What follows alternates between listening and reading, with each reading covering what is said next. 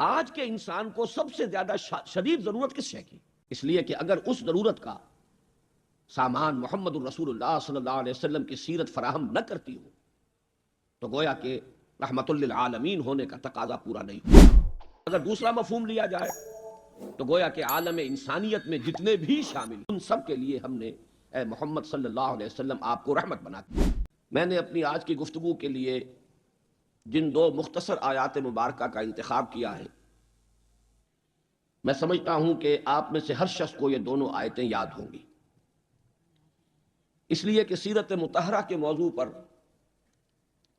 یہ ہو نہیں سکتا کہ ان آیات کا حوالہ نہ آئے۔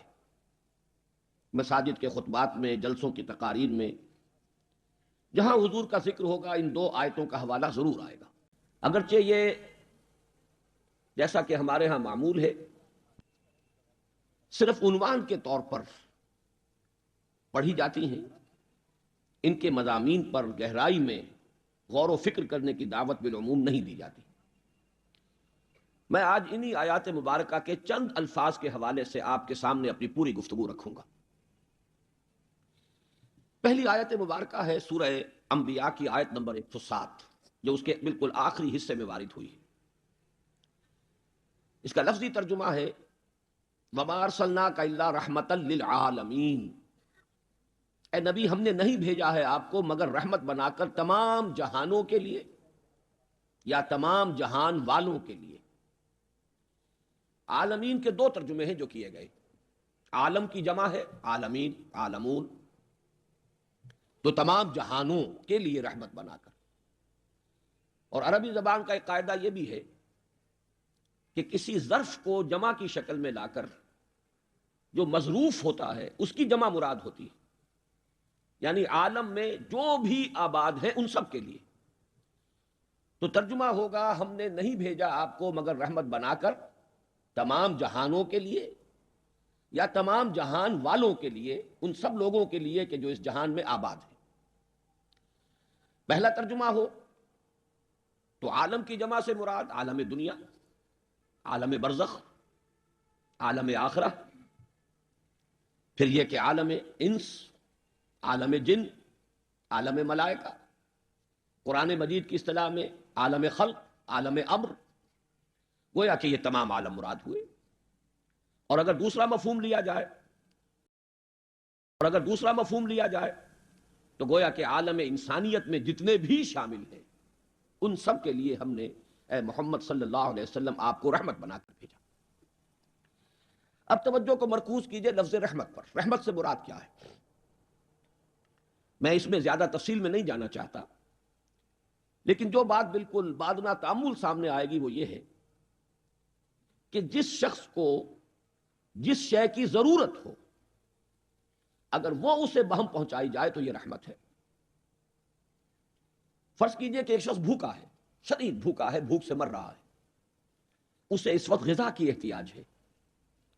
آپ اس کے سامنے اطلس و کمخاب کے دسترخوان اور بڑے بڑے جو ہیں کپڑے لا کر رکھ دیجئے، لیکن کھانا نہ ہو تو معلوم ہوا کہ اس کے لیے رحمت نہیں ہوئی، اس کی احتیاج تو قائم ہے۔ کسی شخص کو شدید پیاس لگی ہوئی، وہ پیاس سے مرا جا رہا، اس کے سامنے کچھ اور نعمتیں لا کر آپ رکھ دیجئے، یہ اس کے لیے رحمت کا حق ادا نہیں کریں گی۔ جس وقت جس شے کی احتیاج ہے، جس وقت جس شے کی ضرورت ہے، وہ اگر فراہم کی جائے تو رحمت کا حق ادا ہوگا۔ اس اعتبار سے آج میں آپ کو دعوت دے رہا ہوں کہ میری جو آج کی گفتگو کا عنوان یہاں بھی لکھا ہوا ہے اس بینر پر، اور اگر اخباری اطلاعات آپ کی نگاہ سے گزری ہوں تو وہاں بھی آپ نے یہ الفاظ پڑھے ہوں، عہد حاضر میں سیرت النبی صلی اللہ علیہ وسلم کی اہم ترین رہنمائی کیا ہے؟ آج کے انسان کو سب سے زیادہ شدید ضرورت کس شے کی؟ اس لیے کہ اگر اس ضرورت کا سامان محمد الرسول اللہ صلی اللہ علیہ وسلم کی سیرت فراہم نہ کرتی ہو تو گویا کہ رحمت للعالمین ہونے کا تقاضا پورا نہیں ہوگا۔ اب ایک تو ضرورتیں وہ ہیں جو میں نے مثلا آپ کے سامنے گنوائی، کھانے کی ضرورت، پینے کی ضرورت، پہننے کی ضرورت، رہائش کی ضرورت، یہ تو جب سے انسان ہے تب سے موجود ہے ضرورت، یہ بھی ضرورتیں ہیں، ان میں کوئی شک نہیں۔ اگر ان کا اہتمام نہ کیا جائے تو بھی ربوبیت کا حق ادا نہیں ہوتا اور رحمت کا حق ادا نہیں ہوگا. لیکن یہ تو وہ شے ہے جو ہمیشہ سے. جبکہ ہماری آج کی گفتگو کا موضوع یہ کہ آج کے انسان کی سب سے بڑی ضرورت کیا ہے، اس کو معین کرنا ہوگا اور پھر دیکھنا ہوگا کہ آیا آج کے انسان کی وہ سب سے بڑی ضرورت پوری ہوتی ہے سیرت النبی سے صلی اللہ علیہ وسلم یا نہیں. دیکھیے، اگر میں ایک لفظ میں اس سوال کا جواب دوں کہ آج کے انسان کی سب سے اہم ضرورت، سب سے شدید ضرورت کیا ہے، تو وہ ہے ایک عادلانہ نظام اجتماعی. آج کا دور اجتماعیت کا دور ہے، بلکہ یہ کہ آج سے اگر ہم موجودہ دور مراد لیں تو یہ اجتماعیت اب عالمی سطح تک پہنچ گئی ہے. چنانچہ آج کی دنیا میں آپ کثرت سے جو لفظ سن رہے ہیں وہ ورلڈ آرڈر ہے.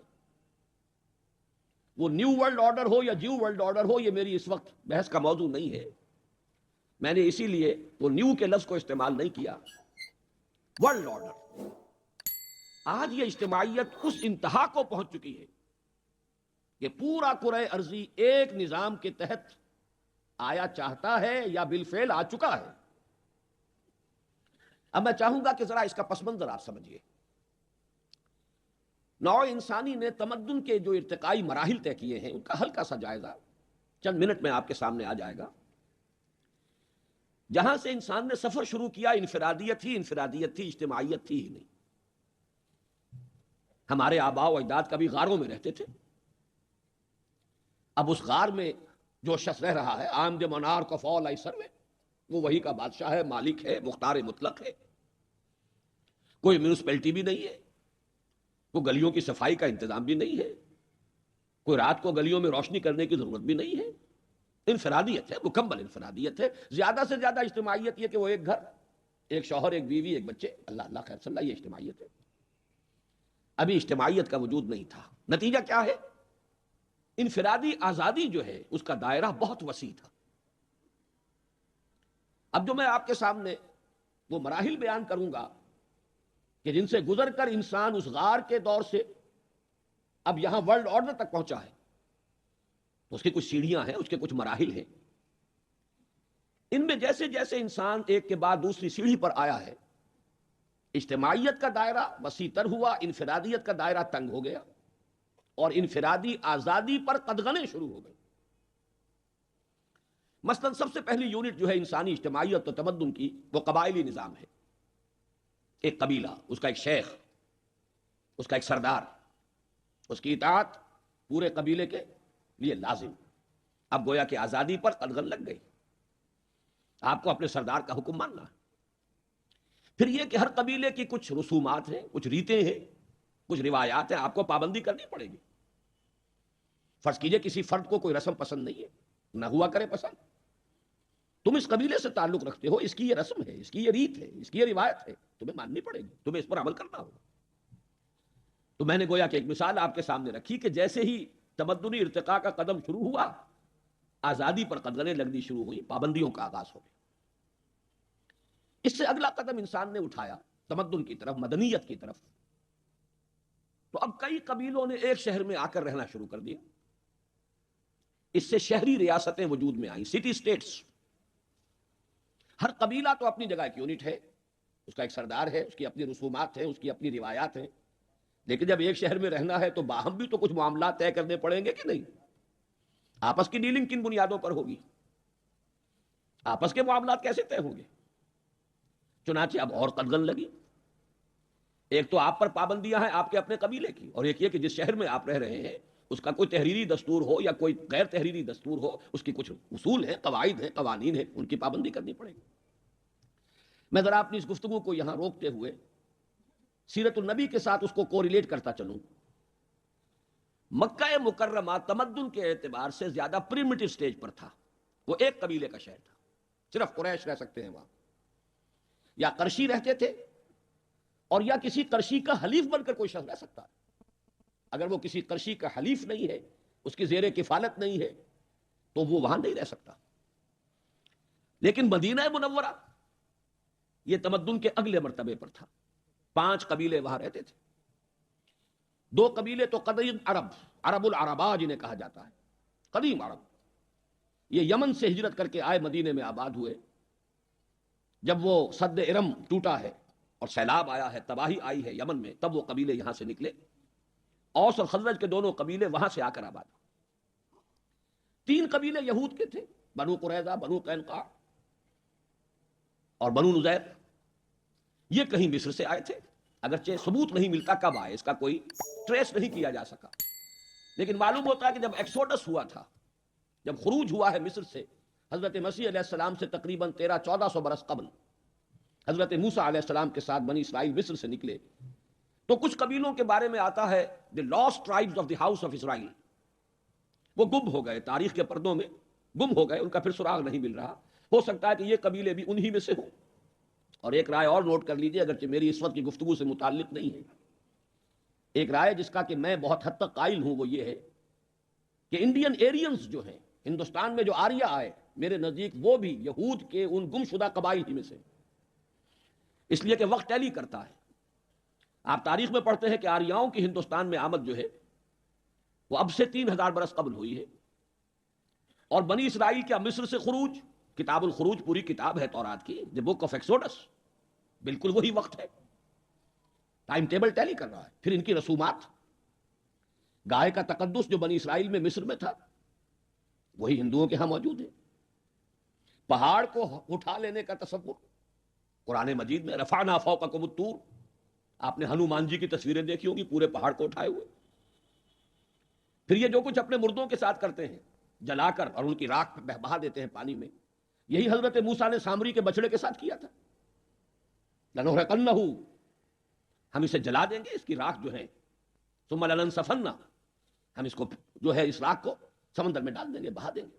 بہرحال گیروا رنگ ان کے سادھوؤں کا رنگ، یہی رنگ تھا اس گائے کا کہ جو حضرت موسیٰ علیہ السلام کے حکم سے ذبح کی گئی، مقدس رنگ تھا گیروا رنگ۔ بہرحال یہ ایک بالکل سمجھیے معلوماتی شے ہے، میری رائے ہے یہ، بلکہ میری رائے تو یہاں تک ہے کہ اپنشد جو ہے ہندوؤں کی مقدس ترین کتابیں، قدیم ترین، وہ اصل میں صحف ابراہیم کی بگڑی ہوئی شکل ہے۔ قرآن صراحت سے کہتا ہے صحف ابراہیم و موسیٰ، لیکن آج دنیا میں کہیں ان کا وجود نہیں ہے۔ تورات اللہ نے دی موسیٰ کو علیہ الصلوۃ والسلام، تحریف شدہ ہی صحیح موجود تو ہے نا۔ انجیل دی حضرت مسیح کو، تحریف شدہ ہی صحیح موجود تو ہے۔ زبور دی حضرت داؤد کو، بہرحال اس کے نام سے کتاب موجود ہے۔ یہ صحف ابراہیم کہاں گئے؟ اور میرے نزدیک برہما کا جو تصور ہے ہندوؤں میں، برہما یہ اصل میں ابراہیم ہی کے لفظ کی بگڑی ہوئی شکل ہے۔ یہ ایک علیحدہ بحث ہے، میں نے صرف چونکہ دلچسپی کی چیزیں میں نے آپ کے سامنے رکھنی ہیں۔ صرف عرض یہ کر رہا تھا کہ 3 قبیلے یہود کے اور 2 قبیلے قدیم عرب، یہ مدینے میں آباد تھے، اور ان کے مابین کچھ چیزیں طے تھیں، جن میں سے ایک شے کو تو آپ بھی سنیں گے، اگر پہلی مرتبہ آپ کے علم میں آیا ہو تو حیران ہو جائیں گے کہ یہ جو 2 قبیلے تھے عرب، اوس اور خزرج، خزرج بڑا قبیلہ، اوس چھوٹا قبیلہ، چنانچہ ان کے ہاں طے تھا کہ ایک خزرجی کی جان کی قیمت 3 اوسیوں کی جان کے برابر ہوگی۔ اگر خزرجی قتل کر دے گا اوسی کو تو جتنا خون بہا دینا ہوگا، اگر اوسی قتل کر دے گا خزرجی کو تو 3 گنا دینا ہوگا۔ اب آپ سوچئے کہ کس طرح خون کھولتا ہوگا اوسی نوجوانوں کا، اوس کے قبیلے سے تعلق رکھنے والے باہمت حوصلہ مند نوجوان، کہ کیا میری جان کی قیمت اس خزرجی نوجوان کی جان کی قیمت سے 1/3 ہے؟ لیکن ماننا پڑے گا، اگر آپ کو مدینے میں رہنا ماننا پڑے گا۔ آپ کے قبیلے نے، اوس نے طے کر لیا ہے خزرج کے ساتھ۔ اسی میں اب آپ کو نوٹ کرا دوں کہ حضور جب مدینے تشریف لائے ہیں تو آپ نے میثاق مدینہ معین کیا ہے، اس لیے کہ مدینے میں رہنا ہے تو ان 5 قبیلوں کے مابین کچھ نہ کچھ دستوری نکاح طے ہو جانے چاہیے۔ میثاق مدینہ بہت اہم ڈاکومنٹ ہے، اس لیے کرنا پڑا، اس لیے کہ وہاں 5 قبیلے ہیں، جن میں سے 2 تو وہ ہیں کہ جن کی اکثریت حضور پر ایمان لے آئی ہے، 3 وہ ہیں یہودی کہ جن میں سے کوئی بھی حضور کو ماننے کے لیے اس وقت تک تیار نہیں تھا۔ بہرحال یہ 2 تمدن کی مختلف سٹیجز، صرف قبیلے کا نظام وہ مکے میں ایک قبیلہ، 5 قبیلوں کے مابین ایک باہمی قرارداد، ایک دستور، اور ایک سٹی سٹیٹ، ایک شہری ریاست، یہ مدینہ منورہ۔ اب ذرا شمال کی طرف جائیے، عرب کا جزیرہ نما عرب جسے ہم کہتے ہیں، اس کے شمال مشرق میں عراق اور پھر ایران، یہ سلطنت فارس، ایرانین امپائر، کسرا کی حکومت۔ شمال مغرب شام اور پھر روم، ترکی، اور اس سے آگے یورپ، یہ سلطنت روما۔ 2 سپر پاورز اس دور کی یہ تھی، سلطنت روما اور سلطنت فارس. ان دونوں کا نظام کیا تھا؟ اس وقت کے اعتبار سے تمدن کی بلند ترین منزل. شہنشاہی نظام ہے، بادشاہ کے محل ہیں، ان میں اطلس و کمخاب کے پردے ہیں، مخمل کے گدے ہیں، عیش ہے، فراوانی ہے، آرام ہے، آسائشیں ہیں. پھر جاگیردار ہیں، 20,000 منصبدار، 30,000 منصبدار. ہر جاگیردار اپنے علاقے کا مالک ہے. خون پسینہ کسان کرے گا، لائن شیئر جاگیردار لے جائے گا، اس میں سے اپنے عیش کا سامان کرے گا اور بادشاہ کو بھی خراج پہنچائے گا. انسان کا خون چوسا جا رہا ہے. ویمپائرز کہہ لیجئے، وہ خون چوسنے والی چمگادڑیں. نوع انسانی بڑے شکنجے میں آ چکی تھی. محنت کرنے والا کرگھے پر بیٹھا ہوا کپڑا بن رہا ہے، ٹیکس لے رہا ہے جاگیردار. محنت اس کی ہے، خون پسینہ اس کا ہے، دن رات یہ ایک کر رہا ہے، عیش کر رہا ہے جاگیردار.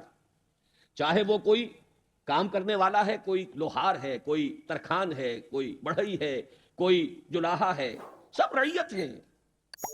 اور آپ حیران ہوں گے، یورپ میں تو یہ بدترین نظام تھا. یورپ میں جاگیرداری جس بدترین شکل میں تھی، پوری دنیا میں آپ کو اس کی مثال نہیں ملے گی. یہ ایک ہی نظام تھا پوری دنیا میں. مڈل ایجز میں جو یورپ میں نظام رہا ہے، جاگیردار کو یہ اختیار یا اس کا یہ حق تھا، ہر لڑکی، کنواری لڑکی جب تک ایک رات اس کے ہاں بسر نہ کر لے، اس کی شادی نہیں ہو سکتی تھی. یہ جابرانہ نظام. اسے پہلے جاگیردار کے ہاں جانا ہوگا، پہلی رات وہاں بسر کرے گی، پھر جس سے شادی ہو رہی ہو اس کے ہاں جائے گی. یہ تھا وہ ظالمانہ نظام، بادشاہت اور ملوکیت کا نظام، جس کی چکی میں نوع انسانی اس وقت پس رہی تھی. اب کیا ضرورت تھی اس وقت؟ ایسا نظام دیا جائے، ایمینسیپیشن ہو نوع انسانی کو، اس جبر سے، اس استبداد سے، اس ظلم سے، اس سے نجات ملے. یہ ضرورت تھی. آپ اخلاقی تعلیم دے رہے ہیں، پہلے ہمیں ظلم سے تو نجات دلوائیے. آپ روحانیت کا چرچا کر رہے ہیں، پہلے ہمیں ان خون چوسنے والوں سے تو نجات دلوائیے. ہماری ہڈیاں جو ہیں وہ پس رہی ہیں. آپ دین کی، اخلاق کی، روحانیت کی باتیں کر رہے ہیں. اچھی طرح سمجھ لیجئے اس بات کو. اصل ضرورت کیا تھی؟ ایک عادلانہ نظام زندگی، اس شکنجے سے نوع انسانی کو چھٹکارا دلانا. لیکن میں ذرا اس پر بعد میں بات کروں گا. ابھی اس کے بعد، یہ تو حضور کے زمانے کی بات ہے، آج سے 1400 برس قبل تک تمدن کا ارتقاء یہیں تک پہنچا تھا. قبائلی نظام، شہری ریاستیں، عظیم مملکتیں، امپائرز. اس کے بعد ابھی دو اور قدم ہیں جو نوع انسانی نے تمدنی ارتقاء کے اٹھائے ہیں. ایک تصور تقریباً 200 سال قبل سے شروع ہوا ہے، a politico socio economic order system. گویا کہ انسان کے لیے ایک ایسے نظام کی ضرورت ہے جس میں ریاست و سیاست، معاشرت اور سماج، اور معیشت اور اقتصادیات، یہ ایک وحدت بن جائے. یہ لفظ آپ پڑھتے ہوں گے، دی پولیٹیکو سوشو اکنامک سسٹم، اور یہ ایک وحدت ہے. یہ اگر کمیونزم کا نظام ہوگا تو پولیٹیکو سوشو اکنامک آرڈر یہ بنے گا. کیپٹلسٹک نظام ہوگا تو پولیٹیکو سوشو اکنامک آرڈر یہ شکل اختیار کرے گا. گویا کہ اب معاملہ یہ ہے کہ اس نظام کی گرفت، کانسیپٹ آف سٹیٹ کے بعد جب ریاست کا تصور آ گیا تو نوع انسانی پر اجتماعیت کی گرفت بہت قوی ہو گئی. بادشاہت کے زمانے میں پھر بھی اس کا امکان تھا کہ کوئی شخص جنگلوں میں چلا جائے، اپنے بچوں کو وہاں رکھے، جس طرح چاہے انہیں تعلیم دے، تربیت دے. لیکن جو جدید دور آیا، آپ اپنے بچوں کو کہاں لے جائیں گے؟ آپ کو یہی رہنا ہے. آپ کو اپنے بچوں کو انہی تعلیم گاہوں میں داخل کرنا پڑے گا جو اس نظام کے تحت چل رہی ہیں. آپ انہیں وہاں داخل کرا کے، you wash your hands of your children. اب آپ کے اختیار میں نہیں رہا، تو جو سانچہ وہاں ہے اس سانچے میں بچہ ڈھلے گا. آپ بچے کو کہاں لے جائیں گے؟ گھر میں بند کر دیں گے؟ وہ تو ایک اجتماعی نظام کی گرفت میں، آپ کے اختیار میں نہیں رہا کہ آپ اپنے بچے کو جو چاہیں تربیت دے دیں، جس طرح چاہیں پڑھا لیں، جو ذہن اس کا چاہیں بنا لیں، جس سانچے میں چاہیں ڈھال لیں. اب تو اجتماعی نظام ہے اور پوری انسانی زندگی اس میں جکڑی گئی. ورنہ اس دور میں خانقاہیں بھی تھیں. بادشاہت کا جو ظلم و ستم ہو رہا ہے وہ ہو رہا ہے، وہ کسانوں پر ہے، اہل حرفہ پر ہے. لیکن کوئی خانقاہیں ہیں، وہاں راہب ہیں، وہ اپنے لوگوں کو تربیت دے رہے ہیں، کوئی ان کی روحانی جو ہے ارتفاع کی شکل پیدا کر رہے ہیں. لیکن یہ دور جو آیا ہے تقریباً 200 سال قبل سے، اس میں تو حیات انسانی ایسی شکنجے میں آئی ہے کہ زندگی کا کوئی گوشہ اس کی گرفت سے فارغ نہیں، انسان اس کے اندر جکڑا گیا۔ اور اب اس کے بعد اگلا قدم ہے، اب سے کچھ دن پہلے تک اس کا امکان تھا کہ آپ اپنے ہاں جو چاہے نظام بنا لیں، ضروری نہیں ہے کہ جو نظام امریکہ میں ہے وہی آپ اختیار کریں، اس لیے کہ دنیا ابھی یونی پولر نہیں تھی، بائی پولر تو تھی کم سے کم۔ چھوٹے ملکوں کو کچھ سہارا مل جاتا تھا، اگر ایک سپر پاور دھمکاتی تھی تو دوسرے کی طرف سے کچھ نہ کچھ آسرا، کچھ سپورٹ، کسی درجے میں کوئی اس کی حوصلہ افزائی۔ لیکن آج کا انسان جہاں پہنچ چکا ہے، اب یہ ورلڈ آرڈر ہے، گویا کہ اب یہ ممکن نہیں ہے کہ دنیا کے کسی ایک حصے میں کوئی ایک نظام ہو، دوسرے میں کوئی دوسرا نظام ہو، آپ اپنی مرضی سے کوئی نظام میں تبدیلی کر لیں۔ اب تو شکنجے میں آ چکا ہے پورا کرۂ ارضی، ورلڈ آرڈر۔ گویا کہ اب اگر وہ ورلڈ آرڈر ظالمانہ ہوگا، استحصالی ہوگا، استبدادی ہوگا، تو ایک فرد نوع بشر بھی اس کے شکنجے سے بچ نہیں سکے گا۔ یہ ہے اس مسئلے کی گمبھیرتا، اس کی ہمگیریت، اس کی اہمیت۔ اس کو سمجھیے کہ اس دور میں انسان کو جس قدر شدید ضرورت ہے کہ وہ social order, politico socio economic system, it should be based on justice, fair play, equality, human fraternity۔ اگر ان اصولوں کے اوپر کوئی اجتماعی نظام قائم نہیں کیا جا سکا، اور ظلم چاہے وہ ڈسکریمنیشن کی شکل میں ہو، چاہے وہ سیاسی استبداد اور جبر کی صورت میں ہو، ریپریشن، چاہے وہ معاشی استحصال کی شکل میں ہو، جسے آپ ایکسپلائٹیشن کہتے ہیں، یہ تین مختلف میدان جو ہے پولیٹیکو سوشل اکنامک سسٹم، ان میں ہوتا کیا ہے؟ یا سوشل لیول پر ڈسکریمنیشن ہے، یہ برہمن ہے یہ تو پیدائشی اونچا ہے، یہ شودر ہے یہ تو پیدائشی نیچا ہے، یہ کتنی ہی کوشش کر لے، کتنا ہی علم حاصل کر لے، کتنا ہی اپنے اخلاق کو سنوار لے، تو شودر ہی رہے گا۔ بیریئرز ہیں، امپیسیبل بیریئرز، جن کو کراس نہیں کر سکتا۔ یہ تو بہرحال افرو امریکن ہے۔ آج امریکہ کے معاشرے میں بھی آپ دیکھ رہے ہیں جو کچھ ہوا ہے کچھ ہی عرصے قبل، ساری تعلیم، سارا تمدن، قانون کی سطح پر کس قدر زور لگایا گیا، پوری جنگ انہوں نے لڑی ہے کہ یہ ڈسکریمنیشن ختم ہو جائے، لیکن discrimination is very much there, موجود ہے، اس کا جو رد عمل ہے وہ چند دنوں میں سامنے آ گیا۔ تو سوشل لیول پر ڈسکریمنیشن، اونچ نیچ، سیاسی سطح پر ریپریشن، جبر، استبداد، معاشی سطح پر استحصال، یہ تین ہیں وہ ظلم کی شکلیں کہ جو دنیا میں ان مختلف سطحوں پر ہوتی ہیں۔ آج کے انسان کی سب سے بڑی ضرورت یہ ہے کہ اسے ایک ایسا عادلانہ نظام دیا جائے جس میں ان تینوں سطحوں سے ظلم کا، جبر کا، استحصال کا، ڈسکریمنیشن کا خاتمہ ہو۔ اگر یہ نہ ہوا تو جس پہلو سے بھی ظلم ہوگا، ناانصافی ہوگی، اب وہ گلوبل ہوگی، اب وہ کسی علاقے میں لمیٹڈ نہیں ہوگی۔ استحصال ہوگا تو پوری دنیا کا ہوگا، ایک ایک فرد نوع بشر کا خون چوسا جا رہا ہوگا۔ اب یہ خون چوسنے والی چمگادڑیں گلوبل ہیں، وہ چینلز قائم ہو چکے ہیں، وہ آئی ایم ایف ہو، ورلڈ بینک ہو، کہ پوری دنیا کی اکانومی کو کنٹرول کر سکے اور اپنی مرضی کے مطابق ان کی پالیسیز جو ہیں ان کو ڈکٹیٹ کرے۔ یہ میں نے کچھ وضاحت کی ہے آج کے دور میں، موجودہ حالات میں آج کے انسان کی شدید ترین ضرورت کیا ہے۔ اس پس منظر میں آپ سے عرض کرتا ہوں، ابھی حال ہی میں علامہ اقبال کے فرزند ڈاکٹر جاوید اقبال صاحب سے ایک ملاقات ہوئی۔ انہوں نے کچھ سفر کیے ہیں، یہ جو مسلمان ریاستیں جو ہیں وسطی ایشیا کی جو آزاد ہوئی ہیں،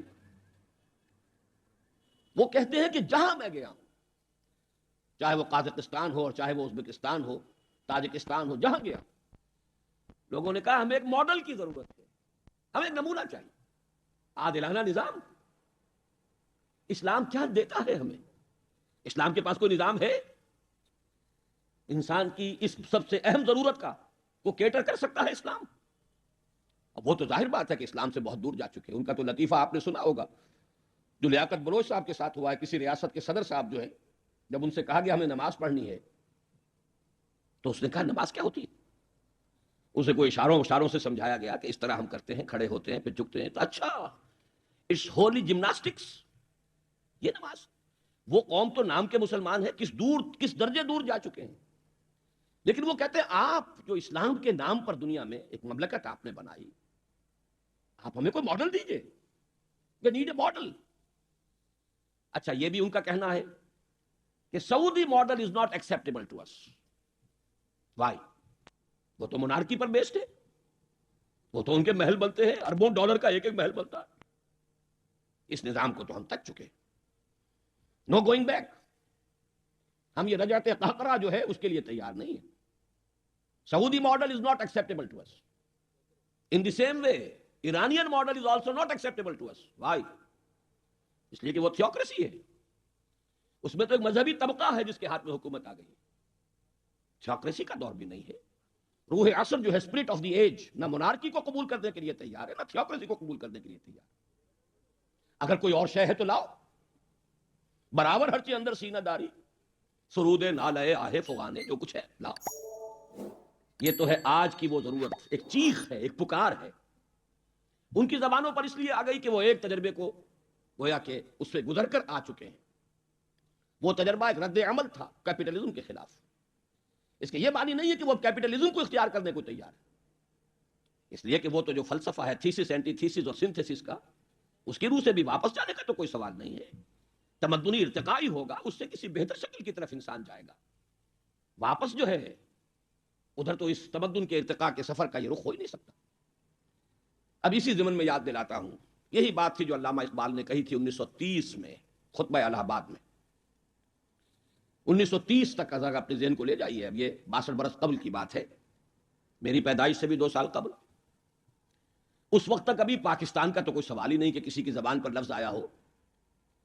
خود قائد اعظم جو ہے وہ ابھی 14 نکات تک پہنچے تھے، 14 پوائنٹس، اس سے آگے نہیں. کوئی علیحدہ مملکت کا تصور ابھی کہیں نہیں تھا. علامہ اقبال نے بھی پروپوز نہیں کیا تھا، تجویز نہیں دی تھی، ورنہ تو سیدھی بات ہے یا تو ریزولوشن ہو جاتا 1930 میں جو 47 میں جا کر ہوا 10 برس بعد، یا پھر یہ کہ پروپوزل ریجیکٹ ہوتی. پروپوزل نہیں تھی.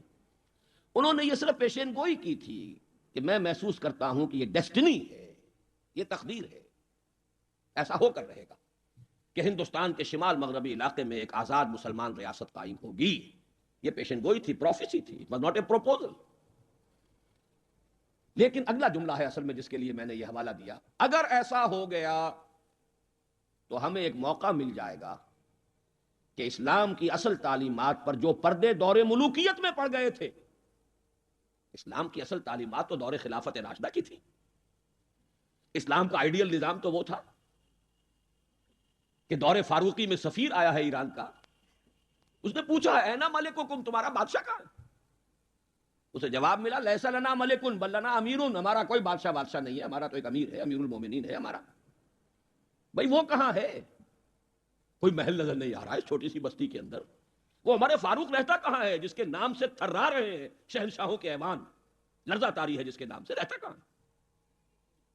بتایا گیا کہ بیت المال کے کچھ اونٹ گم ہو گئے تھے، ہمارا وہ خلیفہ ان کو تلاش کرنے باہر گیا ہوا ہے. وہ کسی کو ساتھ لے کر گیا ہوگا کہ پہچان تو سکے.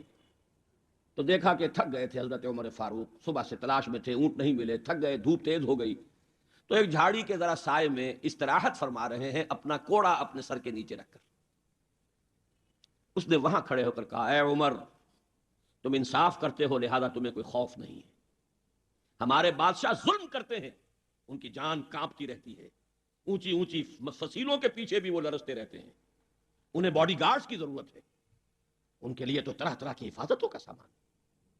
یہ تھا نظام جو محمد عربی نے دیا صلی اللہ علیہ وسلم.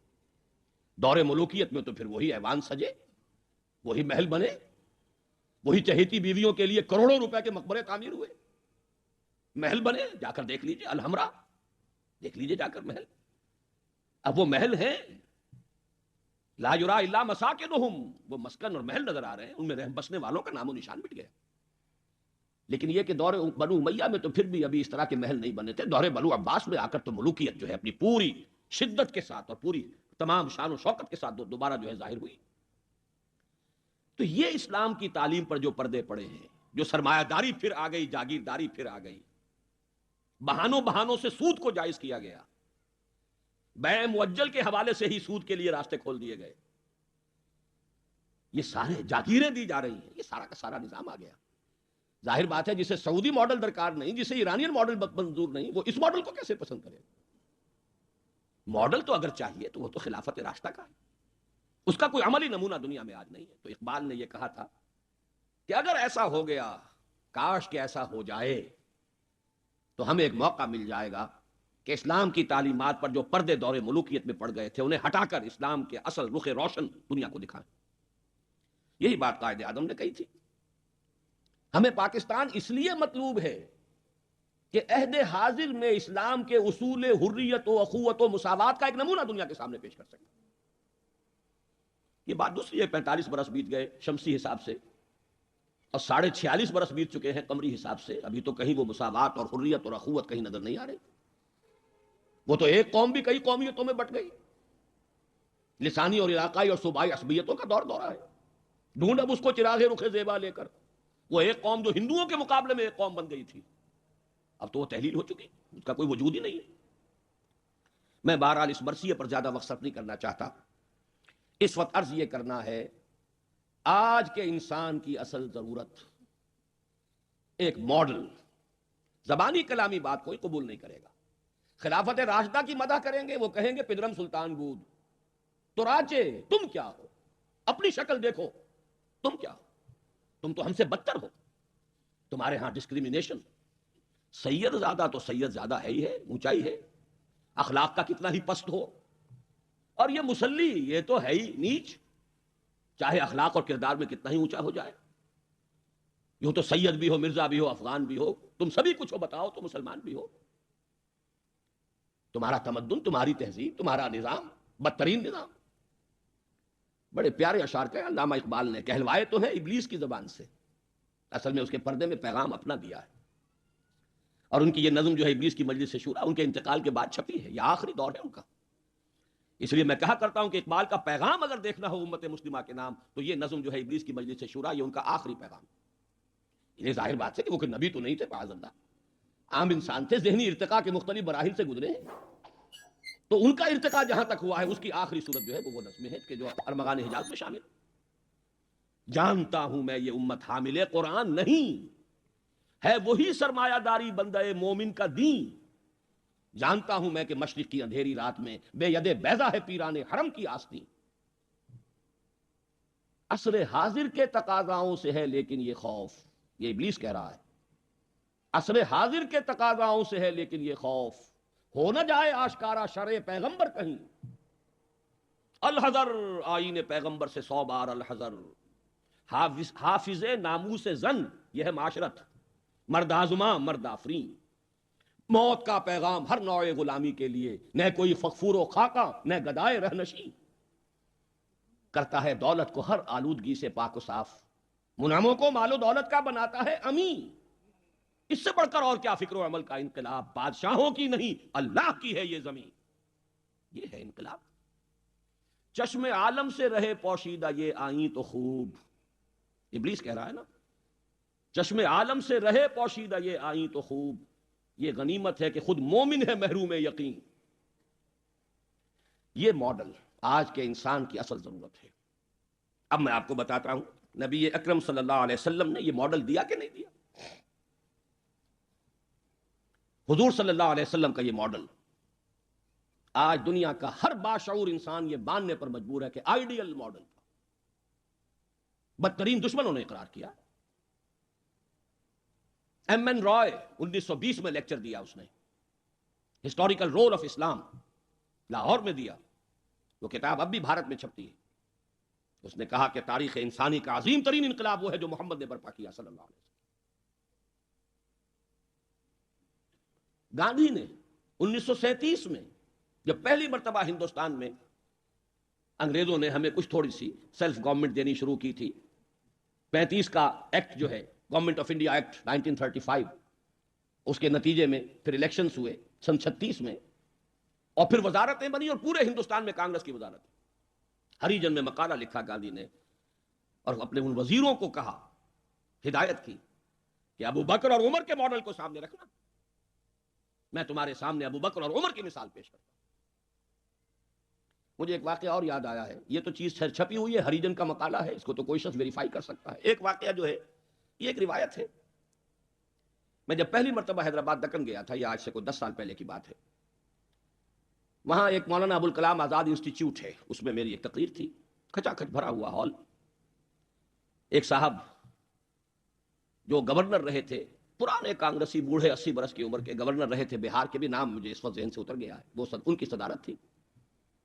وہاں میں نے تقریر کی مولانا ابوالکلام آزاد مرحوم کے ایک زندگی کے بارے میں، اب اس کا تفصیل میں یہاں بیان نہیں کروں گا. تو ایک صاحب جو وہاں ریٹائر ہوئے تھے عثمانیہ یونیورسٹی سے as head of the political science department, وہ مجھ سے ملے. انہوں نے ایک تو مجھے یہ کہا کہ آج تک ابوالکلام کے بارے میں اگرچہ میں نے 20 لوگوں کو پی ایچ ڈی کرا دی ہے مولانا ابوالکلام آزاد کی زندگی اور ان کے خیالات، افکار، نظریات، ان پر 20 کو میں نے پی ایچ ڈی کرائی ہے اپنی نگرانی میں، لیکن اتنا کلیئر کانسیپٹ میرے سامنے ابوالکلام کا آج تک نہیں تھا. اور وہ 2 جملے میں بیان کر دیتا ہوں. میں نے یہ کہا کہ ابوالکلام کی زندگی کے 2 دور تھے، 1912 سے لے کر کا اور 1920 تک کا ابوالکلام یہ تسلسل تھا تحریک شہیدین کا. سید احمد بریلوی رحمۃ اللہ علیہ اور شاہ اسماعیل شہید رحمہ اللہ، ان کی جو تحریک جہاد تھی اس کا معنوی تسلسل ہے ابوالکلام، الہلال اور البلاغ والا ابوالکلام. لیکن پھر 1920 میں اس نے ہمت ہار دی، ماحول سے تعاون نہیں ملا، مخالفت ہوئی علماء کی طرف سے. اس کھاتے کو بند کر کے حزب اللہ کا کھاتا، حکومت الہیہ کے قیام کی جد و جہد، یہ چیپٹر کلوز کیا ابوالکلام نے. 1920 سے لے کر اور پھر 1958 تک اپنے انتقال تک کا یہ جو دور ہے ابوالکلام کا، یہ ہے 1857 کی جنگ آزادی کا تسلسل. اگر آپ کے ذہن میں اپنی پچھلی صدی کی یہ 2 تحریکیں ہوں، 1930 کی جو تحریک تھی، 1830 کی، 1826 سے لے کر 1831 میں پھر شہادت ہوئی ہے بالا کوٹ میں، یہ جو تحریک تھی اس کا تسلسل ہے الہلال اور البلاغ والا ابوالکلام. 1857 میں جنگ آزادی تھی، انگریز کے خلاف بغاوت، اسے غدر کہتے تھے، اب جنگ آزادی کہتے ہیں. انگریزی دور میں ہم نے جب تاریخ پڑھی تھی تو وہ غدر کے نام سے تھی. اس میں ہندو اور مسلمان دونوں شریک تھے، متحدہ جد و جہد تھی انگریز سے نجات پانے کی. تو ابوالکلام کی 1920 کے بعد سے لے کر باقی زندگی جو ہے وہ در حقیقت مانوی تسلسل ہے اس جنگ آزادی کا جو 1857 میں لڑی گئی اور ناکام ہو گئی.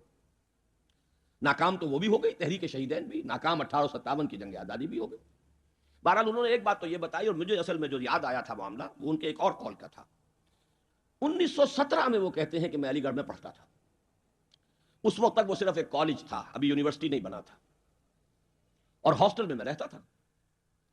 تو ایک روز شور مچ گیا، گاندھی جی آئے، گاندھی جی آئے، گاندھی جی آئے. گاندھی ابھی نئے نئے آئے تھے ساؤتھ افریقہ سے، اور وہ گویا کہ انڈیا کے پولیٹیکل ہورائزن پر ابھی وہ ایک رائزنگ سن کی حیثیت سے تھے.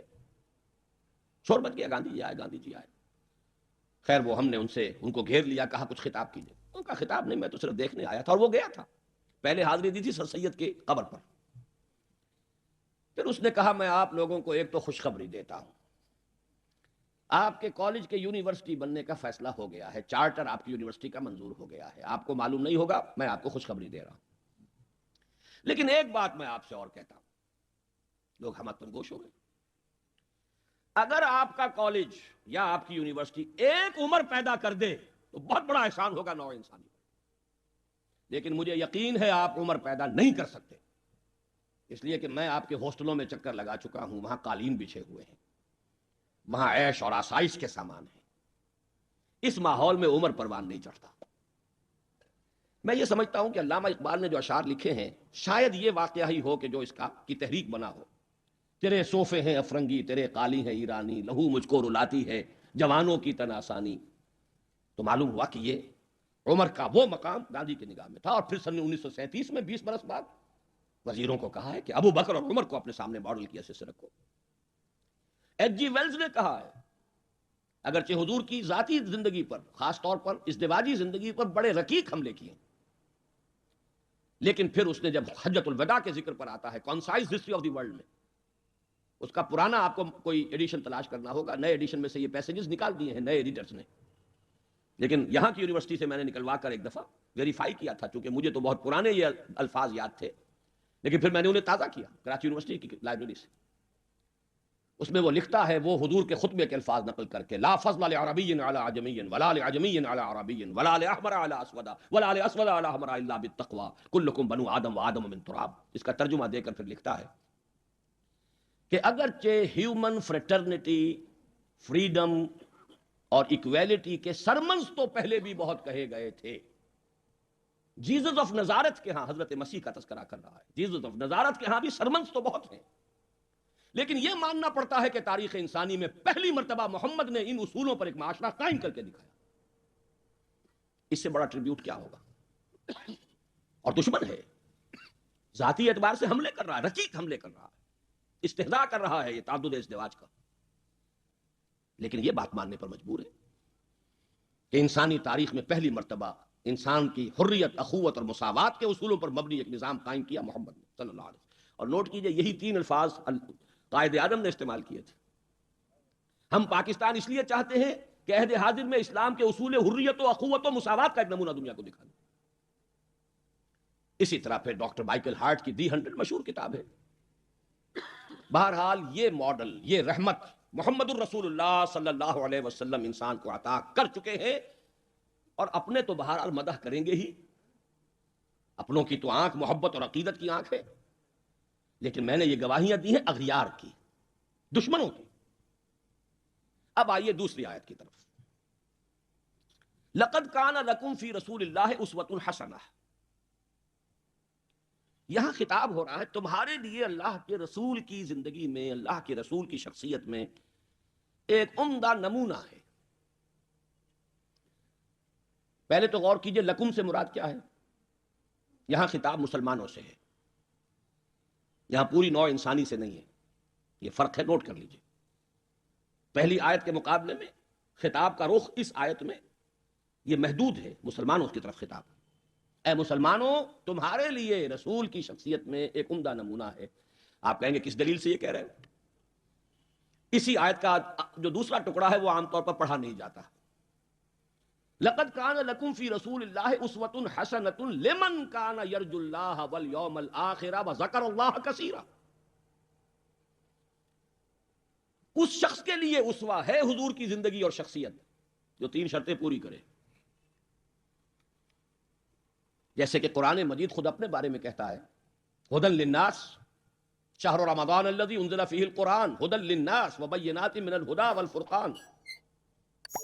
لیکن سورہ بقرہ ہی کے شروع میں کہتا ہے ھدی للمتقین. ستیارتھ پرکاش کے مصنف نے سوامی دیانند سرسوتی نے تو اعتراض کیا تھا اس پر. 14واں باب، بدنام زمانہ 14واں باب یاد ہوگا. اس کا حل کیا ہے اس اشکال کا؟ قرآن اپنی جگہ ہدایت ہے پوری نوع انسانی کے لیے تا قیام قیامت، لیکن اس سے استفادہ وہی کرے گا جس میں استفادے کی پیاس اور طلب ہوگی. پیاس ہی نہیں، بہترین مشروب رکھ دیجئے، پیے گا نہیں انسان. بھوک نہیں، بیماری کی وجہ سے ذائقہ منہ کا خراب ہے. آپ نے دیکھا ہوگا ماؤں کو بیچاریاں بچوں کی کیسی کیسی خوش آمدیں کرتی ہیں، بیٹے کچھ کھا لو، یہ کھا لو، وہ کھا لو، یہ، لیکن اس کا منہ کا ذائقہ بگڑا ہوا کچھ نہیں کھاتا. بھوک مری ہوئی ہے کچھ نہیں کھاتا. تو جس میں ہدایت کی طلب نہیں ہوگی قرآن اس کو ہدایت نہیں دے گا. اپنی جگہ ھدی للناس، استفادے کے لیے شرط ہے، پیاس ہو طلب ہو تب. اسی طرح حضور کی زندگی اسوہ کاملہ، اپنی جگہ مکمل ہر اعتبار سے، لیکن اس سے استفادہ کرنے کے لیے 3 شرطیں ہیں. لقد کان لکم فی رسول اللہ اسوۃ حسنۃ لمن کان یرجو اللہ والیوم الآخر وذکر اللہ کثیرا. اس کے لیے اسوہ ہے کہ جو اللہ سے ملاقات کا امیدوار ہے، یوم آخرت پر یقین رکھتا ہے، حساب کتاب کا یقین ہے، اور اللہ کا ذکر کرتا ہو کثرت کے ساتھ، اس کے لیے اسوہ ہے. بہت اہم ہے یہ نکتہ جو عام طور پر اس آیت کا دوسرا ٹکڑا جو ہے وہ سنایا ہی نہیں جاتا. لقد کان لکم فی رسول اللہ اسوۃ حسنۃ لمن کان یرجو اللہ والیوم الآخر وذکر اللہ کثیرا اللہم ربنا اجعلنا منہم. اے اللہ ہمیں ان لوگوں میں شامل فرما جو ان 3 شرطوں کو پورا کر کے اور محمد الرسول اللہ صلی اللہ علیہ وسلم کی اسوہ حسنہ سے استفادہ کر سکے. اب نوٹ کیجئے حضور کا یہ اسوہ نمونہ کس کس پہلو سے؟ اس میں بھی ذرا 3 مراحل آئیں گے. سب سے پہلے یہ کہ ایک فرد کی حیثیت سے اسوہ کاملہ. خاص طور پر میرے نزدیک تو یہ سیرت النبی کا اعجاز ہے، معجزہ ہے. اگرچہ حضور کا سب سے بڑا معجزہ قرآن ہے، لیکن خود اپنی جگہ پر سیرت النبی معجزہ ہے. کس معنی میں؟ انسان کی جتنی حیثیتوں کا آپ تصور کر سکتے ہیں ان تمام حیثیتوں میں اسوہ موجود ہے محمد الرسول اللہ صلی اللہ علیہ وسلم. باپ کی حیثیت سے اسوہ موجود، حضرت مسیح کی زندگی میں تو نہیں، انہوں نے شادی نہیں کی، شوہر کی حیثیت سے اسوہ موجود، خسر کی حیثیت سے اسوہ موجود، حضرت علی کے خسر ہے کہ نہیں، حضرت عثمان کے خسر ہے یا نہیں، داماد کی حیثیت سے اسوہ موجود، حضرت ابوبکر حضرت عمر کے داماد ہے کہ نہیں. پھر ذرا غور کیجئے، داعی کی حیثیت سے اسوہ، مبلغ کی حیثیت سے اسوہ، معلم کی حیثیت سے اسوہ، مربی اور مزکی کی حیثیت سے اسوہ، امام مسجد کے اعتبار سے اسوہ، خطیب مسجد کے اعتبار سے اسوہ، پھر میدان جنگ میں سپہ سالار کی حیثیت سے اسوہ، قاضی القضات کی حیثیت سے اسوہ، اور صدر مملکت کی حیثیت سے اسوہ. کون سی زندگی کا گوشہ رہ گیا؟ اتنی گمبھیر زندگی کا واقعہ یہ ہے کہ کوئی اور دنیا میں مثال آپ نہیں دے سکتے، اتنی جامع زندگی. یہی بات ہے جو ڈاکٹر مائیکل ہارٹ نے تو یہی بات تو کہی ہے. He is the only person supremely successful in both the religious and secular fields. باقی عظیم شخصیتیں ایسی ہیں یا مذہب و اخلاق اور روحانیت کے میدان میں بلند نظر آئیں گی تو دنیا اور سیاست اور مملکت اور ریاست اور سپہ سالاری میں زیرو. گوتم بدھ کا ادھر اونچا مقام ہے، ادھر زیرو. حضرت مسیح کا ادھر اونچا مقام، ادھر زیرو. حضرت مسیح ابھی آئیں گے، دوسرا میدان بھی، اس میں بھی ان کی جولانیاں ہوں گی، لیکن اس وقت تک دنیا جس مسیح سے واقف ہے ان کی زندگی میں تو دوسرا کھاتا ہی نہیں، کھانا کھلا ہی نہیں. اور ادھر آئیے سکندر اعظم کہاں میکڈونیا سے چلا ہے اور بیاس تک پہنچ گیا ہے 3 سال کے اندر اندر. لیکن روحانیت اور مذہب اور اخلاق کے معاملے میں زیرو سے کام نہیں چلتا، کوئی مائنس ویلیو لانی پڑے گی. اسی طرح اٹیلا، اسی طرح چنگیز خان. ایک ہی شخصیت ہے، the only person supremely successful in both the fields. گویا کہ ہر اعتبار سے اسوہ کاملہ. یہاں بھی ایک نقطہ ذرا سی ڈائگریشن ہے. ایک پہلو ایسا ہے انسانی زندگی کا جس میں حضور اس کا کی شخصیت یا آپ کی سیرت اسوہ نہیں ہے. آدمی چونک جائے گا، اسے شاید توہین پر محمول کرے، لیکن ہے. اور وہ شخصیت کا پہلو ہے ایک عورت کی حیثیت سے، بیوی کے لیے اسوہ، ماں کے لیے اسوہ. کہاں سے آئے گا؟ آخر آدھی انسانیت ہے، نصف بہتر حیات آپ تو کہتے ہیں، دی بیٹر ہاف، اس کے لیے اسوہ، اس کی نسوانی زندگی کے اعتبار سے اسوہ کا ہو. دیکھیے یہی نقطہ ہے، نوٹ کر لیجئے، دل پر لکھ لیجئے. یہی وجہ ہے کہ جس سورہ مبارکہ میں یہ آیت آئی ہے لَقَدْ كَانَ لَكُمْ فِي رَسُولِ اللَّهِ أُسْوَةٌ حَسَنَةٌ، اسی میں فرمایا گیا اے نبی کی بیویوں تمہیں اسوہ بننا ہے پوری نوع انسانی کے لیے. یا نساء النبی لستن کاحد من النساء، اے نبی کی بیویوں تم عام عورتوں کے مانند نہیں ہو.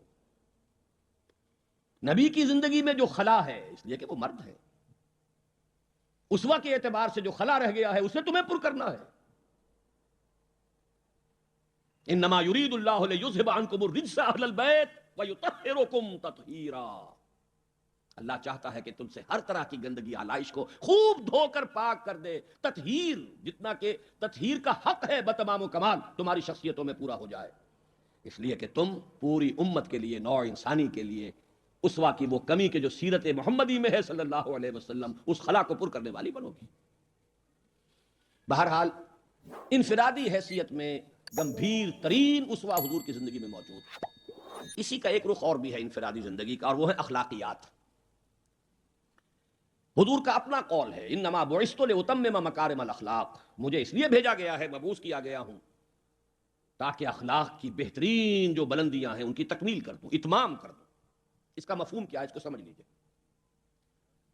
علیحدہ علیحدہ انڈیویجول ایتھیکل ویلیوز، اخلاقی قدریں مختلف انبیاء کی زندگی میں اپنے نقطہ عروج کو پہنچ چکی تھی.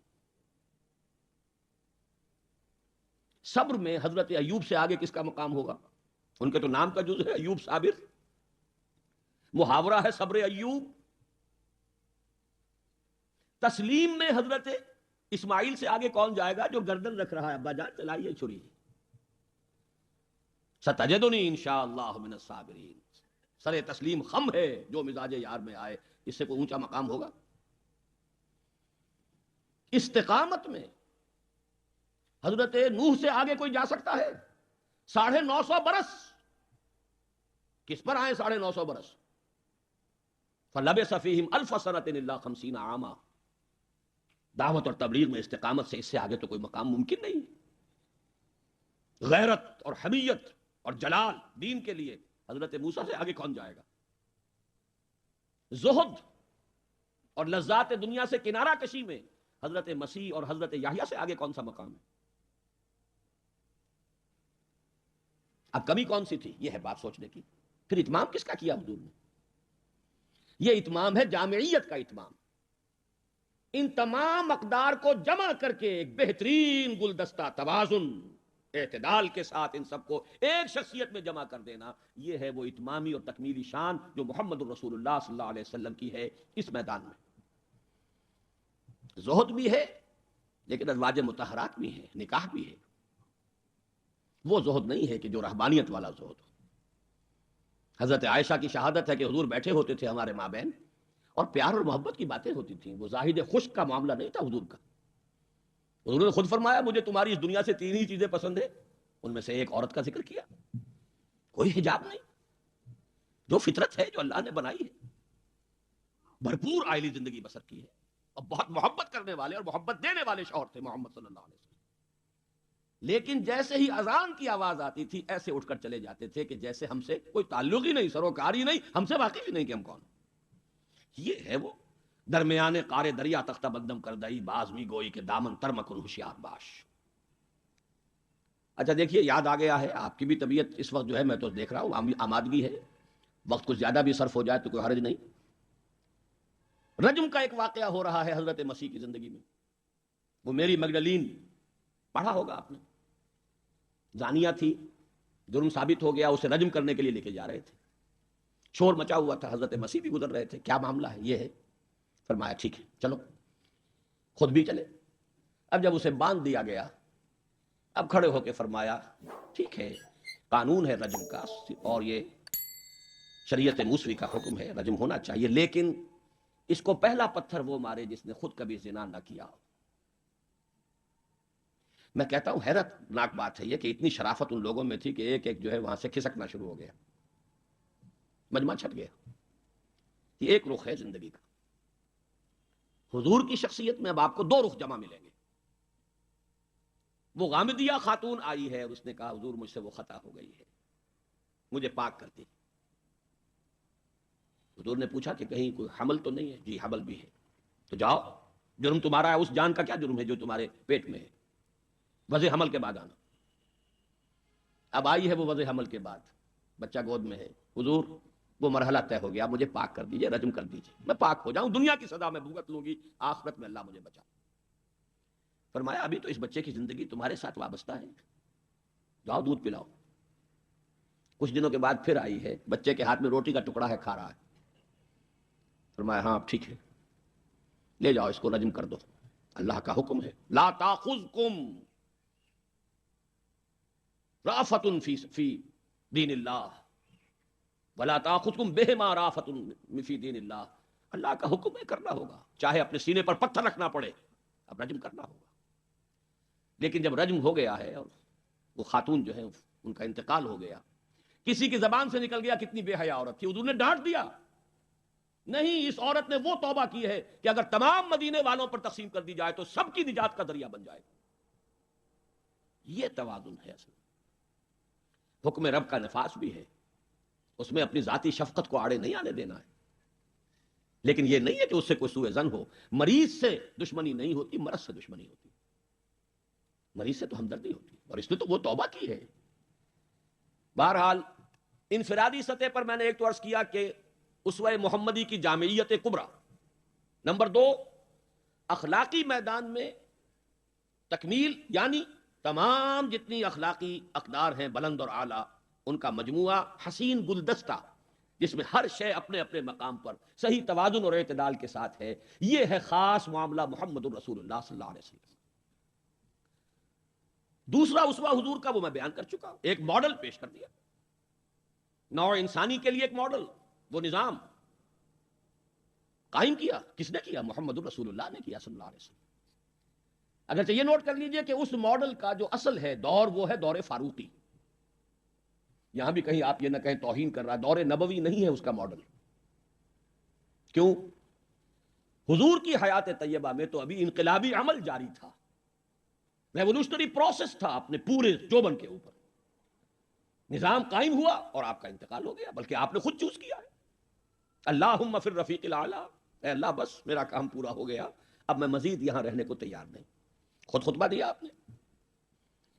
بلکہ اسے اگر سوء ادب نہ سمجھا جائے تو میرے دل میں تو ایک بات ہے کہ اگر حضور کے قدموں میں اللہ نے پہنچا دیا میدان قیامت میں یا عالم آخرت میں، تو شکوہ کروں گا کہ حضور آپ نے جلدی کی۔ ابھی جو عرب ایمان لائے تھے یدخلون فی دین اللہ افواجا، ابھی ان کی کچھ اور تربیت آپ فرماتے، کچھ اور دن آپ دنیا میں قیام فرماتے۔ چوائس ہوتا ہے نبی کا، یہ تو حضور کی حدیث ہے۔ انبیاء کا معاملہ خاص ہے کہ جب وقت آ جاتا ہے اس وقت انہیں چوائس دے دیا جاتا ہے، ابھی مزید رہنا چاہتے ہیں تو رہیے، اور اگر واپس آنا چاہتے ہیں تو ٹھیک ہے، آپ کا وہ وقت جو ہے وہ ہو چکا۔ اسی پر تو حضور نے فرمایا تھا مرض وفات میں جب ذرا سا وقفہ ہوا ہے اور افاقہ ہوا ہے، حضرت ابوبکر نماز پڑھا رہے تھے مسجد نبوی میں، اور حضور پھر اپنے اس افاقے کی وجہ سے حضرت علی اور حضرت عباس رضی اللہ تعالی عنہما کے کندھوں پر اپنا ایک ایک ہاتھ دست مبارک رکھ کر مسجد میں تشریف لائے ہیں۔ حضرت ابوبکر ہٹنے لگے پیچھے، جب آپ امامت فرمایا آپ نے اشارے سے کہا نہیں تم امامت کرو۔ حضرت ابوبکر کے پہلو میں بیٹھ گئے، کھڑے نہیں رہ سکے۔ اب آپ نماز پڑھ رہے تھے، حضرت ابوبکر آپ کی اقتدا کر رہے تھے، اور باقی پوری جماعت حضرت ابوبکر کی اقتدا کر رہی تھی۔ یہ خاص نماز ہے، یہ ایک ہی نماز ہے بس جو اس رنگ میں پڑھی گئی ہے۔ اس نماز کے بعد آپ نے خطبہ دیا۔ اللہ نے اپنے ایک بندے کو یہ اختیار دیا ہے، چاہے وہ دنیا میں رہے اور چاہے وہ واپس آ جائے، بندے نے اللہ کی طرف لوٹنے کو قبول کر لیا ہے۔ حضرت ابوبکر رو پڑے، باقی صحابہ نہیں سمجھے کہ یہ تو ایک خاص بات کہی جا رہی ہے، کسی اور کی حکایت ہے، کیا ہے۔ حضرت ابوبکر رو پڑے، سمجھ گئے کہ معاملہ کیا ہے۔ اب آپ نے فیصلہ کر لیا مراجعہ کا۔ بہرحال میں یہ عرض کر رہا تھا کہ حضور کی حیات طیبہ بہت گمبھیر انقلابی عمل ہے جو اس کے اندر چھایا ہوا ہے، اس میں پھر ابھی اس نظام کی برکات جو ہیں وہ نمایاں نہیں ہے، موجود ہیں، نمایاں نہیں ہے۔ اسی طرح حضرت ابوبکر کے کل 2.25 سال، اور وہ بھی جس انقلاب کی تکمیل حضور نے کر دی تھی، اس کے خلاف جو کاؤنٹر ریولوشنری موومنٹس اٹھی ہیں ان کو کرب کرنے میں سارا وقت صرف ہو گیا۔ مسیلمہ کذاب اٹھ کھڑا ہوا ہے، فلاں جو ہے یہ نبیہ بن کر دعوے دار بن کر کھڑی ہو گئی ہے، اس نبی اور نبیہ کا نکاح بھی ہو گیا ہے، ایک طوفان۔ منکرین زکوٰۃ کھڑے ہو گئے ہیں، اور شاید آپ نے کبھی نوٹ نہ کیا ہو، نوٹ کر لیجئے، یہ سورت تو آپ پڑھتے ہی ہیں، اذا جاء نصر اللہ والفتح ورأیت الناس يدخلون فی دین اللہ افواجا، لیکن یہ کہ اس کی ایک برعکس تصویر بھی ہے، وہ دیکھ لیجئے کہ حضور کے انتقال کے بعد وہ جو فوج در فوج آئے تھے، فوج در فوج نکل بھی گئے تھے، یخرجون من دین اللہ افواجا، اور دارالاسلام جو ہے وہ صرف مدینے تک محدود ہو کر رہ گیا تھا۔ حضرت ابوبکر کی فضیلت جو ہے در حقیقت اسی سے ظاہر ہوتی ہے، with an iron fist and with an iron will, جس طرح آپ نے مقابلہ کیا ہے اور کرکس کر دیا ہے ان تمام جو بھی قوتیں اٹھی ہیں۔ حضرت عمر تک گھبرا رہے ہیں، مشورہ دے رہے ہیں کہ دیکھیے ایک دم 3 محاذ نہ کھول لیجئے، حالات بڑے خراب ہیں، بڑے نازک ہیں، آپ نہ تو جیش اسامہ کو روک رہے ہیں، ٹھیک ہے آپ کا کہنا ہے کہ جس لشکر کا علم جو ہے حضور نے عطا کر دیا ہو، میں کیسے اس لشکر کو روک لوں؟ پھر آپ مدعیان نبوت کے خلاف بھی لشکر بھیج رہے ہیں، وہ بھی سمجھ میں آتا ہے، وہ تو کافر ہو گئے، مرتد ہو گئے، لازماً ان کے خلاف تو جہاد کرنا ہے، لیکن کم سے کم ان زکوٰۃ کا انکار کرنے والوں کے معاملے میں سوچئے، نرمی کیجئے، تیسرا محاذ نہ کھولیے۔ انہوں نے نہ کسی نئے نبی کی دعوت کو قبول کیا ہے، نہ وہ ابھی نماز کا انکار کر رہے ہیں، بلکہ زکوٰۃ بھی یہ نہیں کہتے کہ ہم نہیں دیں گے، صرف یہ کہتے ہیں کہ ہم حکومت کو نہیں دیں گے، تو تھوڑی سی نرمی کیجئے۔ حضرت عمر کو ڈانٹ پلائی حضرت ابوبکر نے، اے عمر تم دور جاہلیت میں تو بڑے سخت تھے اور بڑے ہمت والے تھے، اسلام میں آ کر کمزور ہو گئے۔ اور پھر وہ تاریخی الفاظ کہے ہیں، ایبدل الدین وانا حی، کیا دین کے اندر ترمیم ہوگی جبکہ میں ابھی زندہ ہوں؟ میری زندگی میں دین میں ترمیم نہیں ہو سکتی، خدا کی قسم اگر کسی اور نے میرا ساتھ نہ دیا تنہا جاؤں گا اور ان مانعین زکوٰۃ سے جہاد کروں گا۔ یہ آئرن ول اور آئرن فسٹ ابو بکر، رقیق القلب نحیف الجثہ انسان۔ لہذا اس 2.25 سال میں بھی اصل جو برکات ہیں ان کا ظہور نہیں ہو پا رہا۔ اصل میں جسے انگریزی میں آپ کہتے ہیں للی ان بلوم، یہ گلاب کا پھول پوری طرح کھل کر جو سامنے آیا ہے وہ دور فاروقی ہے رضی اللہ تعالی عنہ، اس کی وہ شانیں ہیں۔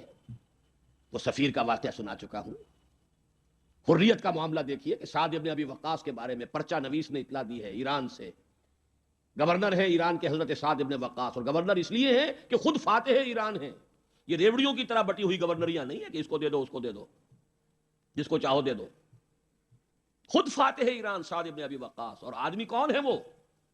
ایک ہی انسان ہے جس کے بارے میں حضور نے فرمایا اے سعد تم پر میرے ماں باپ قربان۔ غزوہ احد میں جب لرزہ کیا ہے کفار نے اور حضور کو شہید کرنے کے لیے سر توڑ کوشش کی ہے، اس وقت تیر اندازی کر رہے تھے حضرت سعد ابن ابی وقاص رضی اللہ تعالیٰ عنہ، یکی عشرہ مبشرہ۔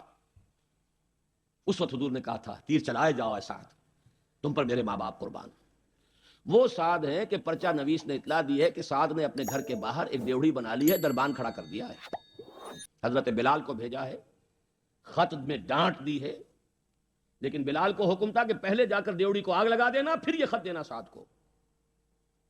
نے آگ لگائی ہے اور پھر جا کر یہ خط دیا ہے۔ خط میں لکھا ہے سعد لوگوں کو ان کی ماں نے آزاد جنا تھا، تم نے انہیں اپنا غلام کب سے بنا لیا ہے؟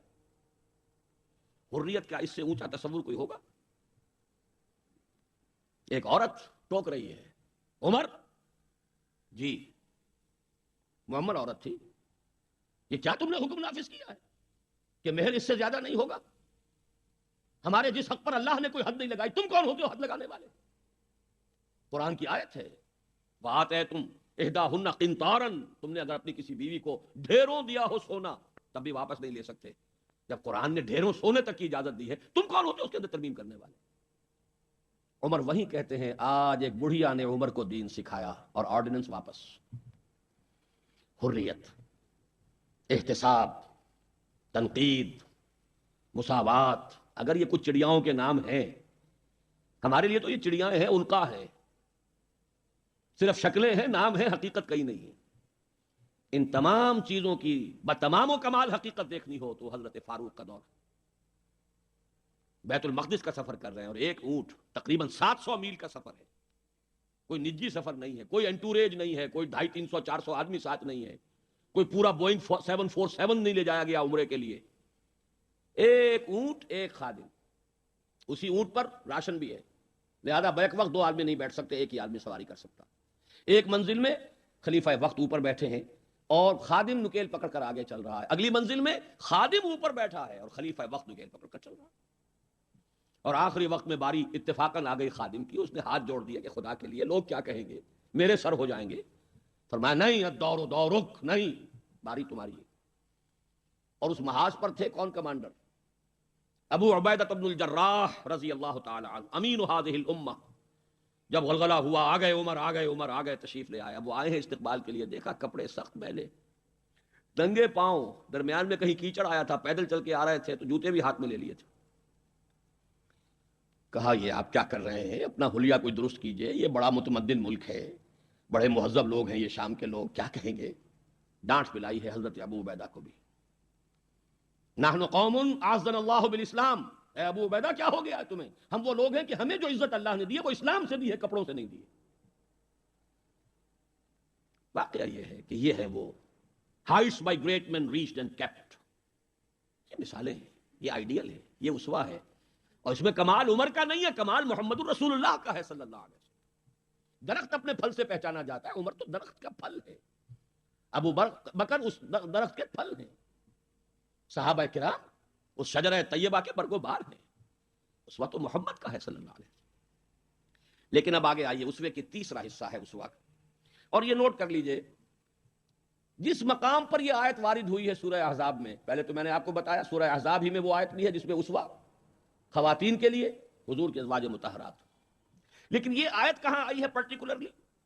وہ ہے غزوہ احزاب، جنگ کا مرحلہ۔ یہ جنگ کس لیے لڑی جا رہی تھی؟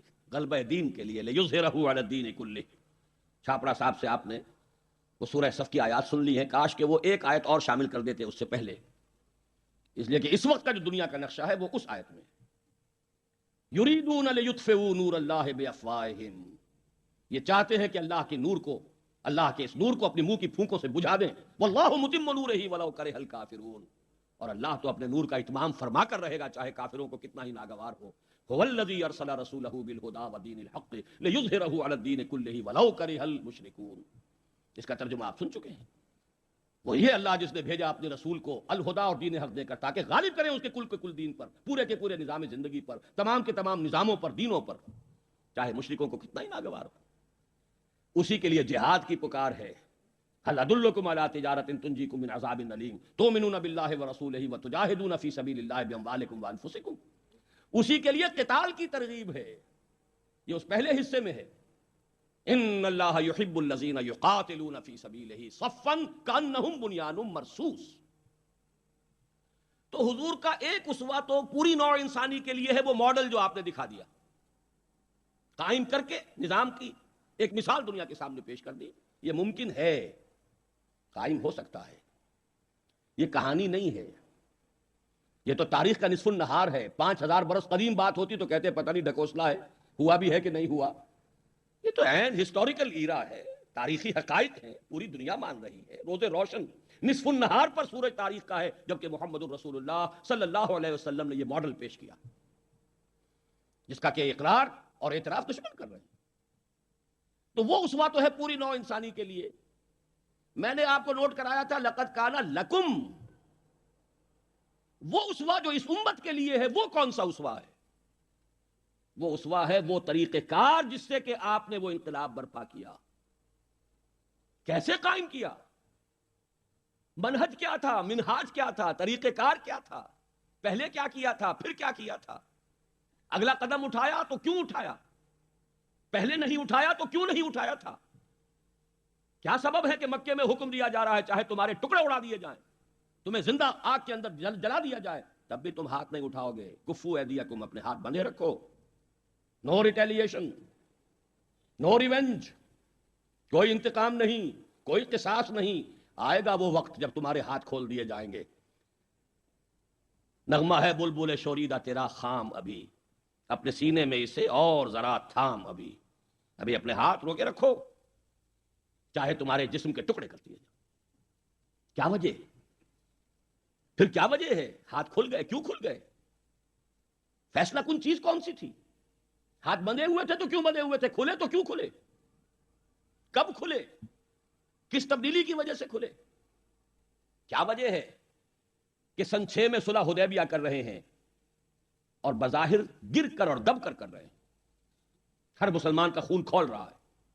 حضرت عمر سے تو ضبط نہیں ہو سکا، ساری عمر پچھتاتے رہے کہ میں نے گستاخی کا معاملہ کیا تھا. جو جا کر حضور سے کہا تھا کیا ہم حق پر نہیں ہیں؟ فرمایا ہاں ہم حق پر ہیں. تو پھر ہم دب کر صلح کیوں کر رہے ہیں؟ فرمایا میں اللہ کا رسول ہوں، وہی کر رہا ہوں جس کا مجھے حکم ہے. یہی بات حضرت علی نے کی جب سہیل ابن عمر نے کہا ہے کہ یہ معاہدہ جو لکھا جا رہا ہے صلح کی دستاویز، اس میں آپ کے نام کے ساتھ رسول اللہ کا لفظ نہیں ہوگا، اس لیے کہ دستاویز پر تو دونوں پارٹیز کے دستخط ہونے. اگر ہم آپ کو اللہ کا رسول مان لیں تو جھگڑا کائے گا؟ پھر ہم تو نہیں مانتے کہ آپ اللہ کے رسول ہیں. یہ معاہدہ ہوگا محمد ابن عبداللہ اور قریش کے مابین. وہی مسکرا کر بات فرمائی، تم مانو یا نہ مانو میں اللہ کا رسول ہوں، لیکن اے علی مٹا دو، جو یہ کہہ رہا ہے مان لو کہ لکھ دو محمد ابن عبداللہ. عرض کیا حضور یہ میں نہیں کر سکتا. غیرت و حمیت حضرت عمر میں ہے، حضرت علی میں ہے، کوئی فرق نہیں، کچھ فرق نہیں ان چاروں میں. معلوم ہوا ہے کرنے ایک ہی سورج کی. اس اعتبار سے نوٹ کیجئے کہ خون کھول رہا ہے، اور خون کھولنے کی مثال میں آپ کو اب دیتا ہوں. ایک ایک شخص کا خون کھول رہا ہے، یہاں تک کہ ابو بکر کا خون کھول رہا ہے. یہ دوسری بات ہے، ضبط اتنا ہے کہ بولے نہیں. کیسے معلوم ہوا کہ خون کھول رہا تھا ابو بکر کا بھی؟ جب صلح ہو گئی حضور نے فرمایا مسلمانوں اب احرام کھول دو، جو ہدی کے جانور ہیں یہیں ذبح کر دو. کوئی نہیں اٹھا. دوسری مرتبہ فرمایا مسلمانوں اٹھ جاؤ، اٹھو، اب جو ہو گیا صلح ہو گئی ہے، احرام کھول دو. کوئی نہیں اٹھا، ابو بکر بھی نہیں اٹھے، ایک آدمی نہیں اٹھا. تیسری مرتبہ پھر کہا. حیران ہوں گے کہ یہ صحابہ کا یہ معاملہ، حضور کا حکم. اس کی ایک توجیہ ہے وہ میں بعد میں عرض کروں گا، لیکن پہلے واقعہ کیا اس کو سمجھیے. دل گرفتہ ہو کر حضور اپنے خیمے میں گئے ہیں، ناراض ہو کر، دل گرفتہ.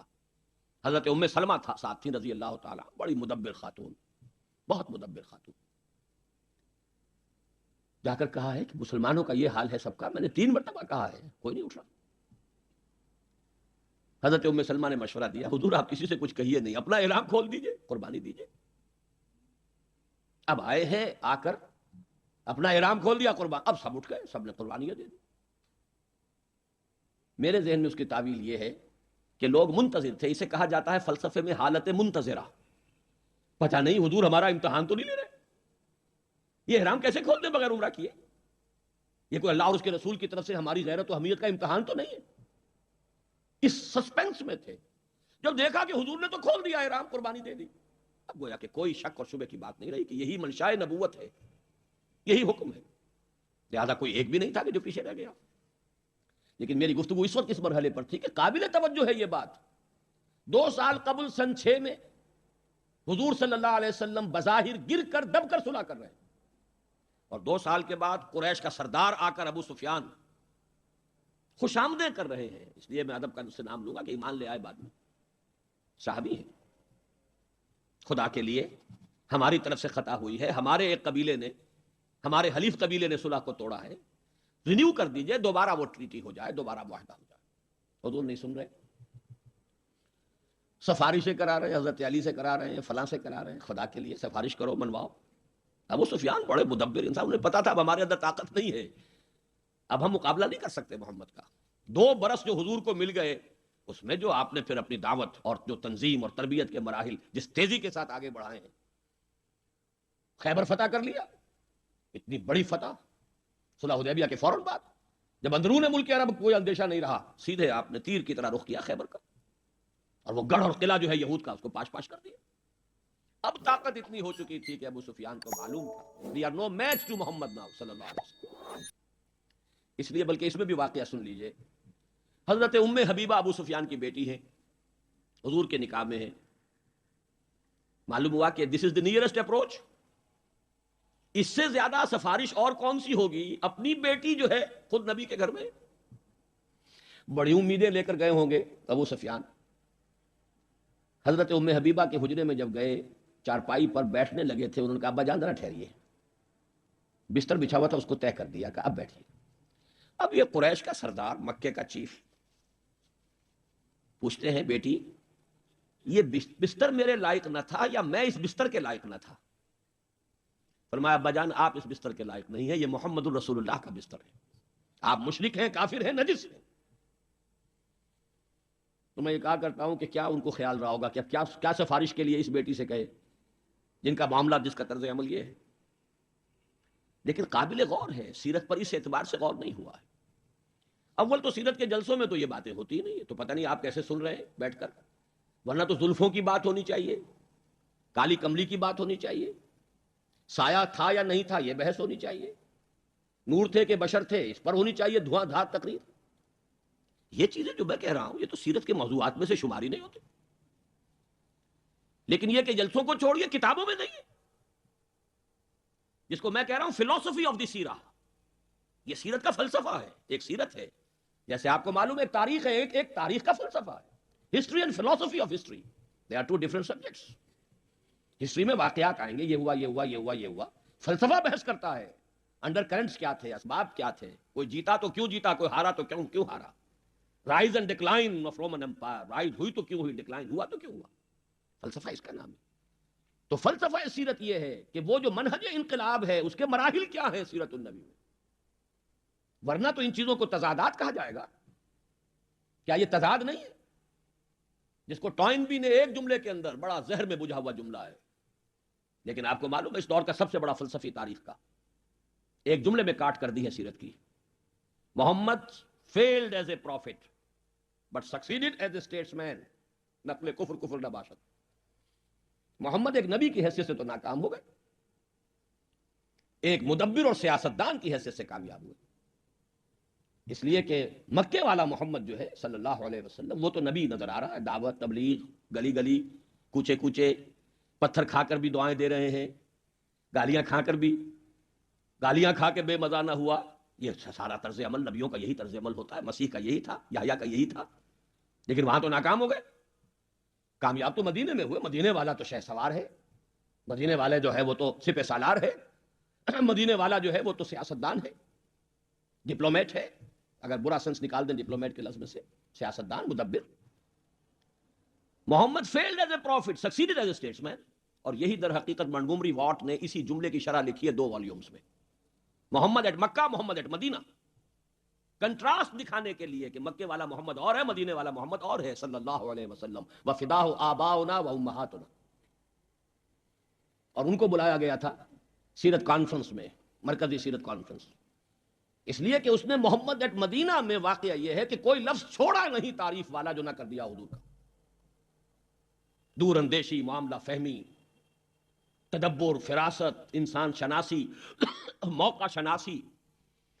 ایک مدبر اور سیاستدان کے لیے جتنے بھی الفاظ ہو سکتے ہیں تعریف کے وہ سب استعمال کیے. لیکن یہ سٹل جو ان کا ذہن، جو ان کا وار ہے، اس کو سمجھنا آسان کام نہیں ہوتا. یہ 2 والیومز میں یہ تضاد دکھایا جا رہا ہے. اب اس تضاد کو کیسے ریزالو کریں گے آپ؟ در حقیقت یہ ایک انقلابی پروسیس کے مدارج ہیں، مراحل ہیں. ان کی صحیح پہچان اگر ہوگی تو وہ کام ہو سکے گا جو محمد عربی نے 1400 برس قبل کیا تھا. یہ نہیں ہوگا اور آپ دنیا کے مروج طریقوں سے چاہیں گے کہ وہ انقلاب برپا ہو جائے جو محمد نے برپا کیا تھا صلی اللہ علیہ وسلم، تو یہ خیال است و محال است و جنو، انہونی بات ہے. اب دیکھیے میری گفتگو کو، آج کے انسان کی سب سے بڑی ضرورت ایک جسٹ سوشل آرڈر، اس لیے کہ اب انسان جا رہا ہے ورلڈ آرڈر پر، جو اگر انجسٹ ہوا تو ہر انسان جو ہے اس کے شکنجے میں جکڑا جائے گا. اس کا ماڈل محمد دے چکے 1400 برس قبل صلی اللہ علیہ وسلم. لیکن اسے تو ابھی قائم کرنا پڑے گا نا. کتابوں میں لکھا ہوا ماڈل کوئی نہیں مانے گا. You need a living model, زندہ ماڈل. جیسا کہ میں نے آپ کو بتایا کہ وسط ایشیا کی ریاستوں میں ہر جگہ یہ پکار ہے، ہمیں ماڈل چاہیے. وہ ماڈل کیسے وجود میں آئے گا؟ بالکل اسی طرح جیسے کہ پہلے وجود میں آیا. اور یہ بھی قول ہے، کیونکہ آج تذکرہ ہوا تھا مولانا ابوالکلام آزاد مرحوم کا، چونکہ جہاں تک 1912 سے 1920 تک کا ابوالکلام ہے میں انہیں اون کرتا ہوں. 1920 کے بعد والے ابوالکلام سے مجھے کوئی سروکار نہیں، لیکن 1912 سے 1920 تک کا ابوالکلام میں کہہ سکتا ہوں میرا دادا پیر ہے. اس لیے کہ میرے پیر اور جن کو میں سمجھتا ہوں کہ پھر مانوی تسلسل ہے وہ مولانا مودودی ہیں. وہ ابوالکلام کا مانوی تسلسل ہے، لیکن وہ بھی 1939 سے 1947 تک کا مودودی، بعد کا نہیں. بعد کے مودودی نے جو کچھ یہاں آ کر سیاست کا رخ اختیار کیا ہے اسے میں صحیح نہیں سمجھتا. ہاں 1939 میں جو مضامین لکھے تھے، مسلمان اور موجودہ سیاسی کشمکش حصہ سوم، اس کی بنیاد پر جو جماعت قائم ہوئی تھی وہ غیر سیاسی خالص انقلابی جماعت تھی. اس نے تحریک پاکستان کا بھی ساتھ نہیں دیا، 46 کے الیکشن تک میں حصہ نہیں لیا، کسی ایک شخص سے نہیں کہا کہ ووٹ دو، نہ خود دیے.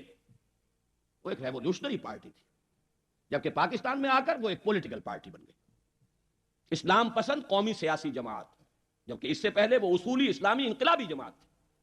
8 سال ابوالکلام کے، 8 سال مولانا مودودی کے. آئی اون دم، اور میں خود اپنے آپ کو انہی کا تسلسل سمجھتا ہوں.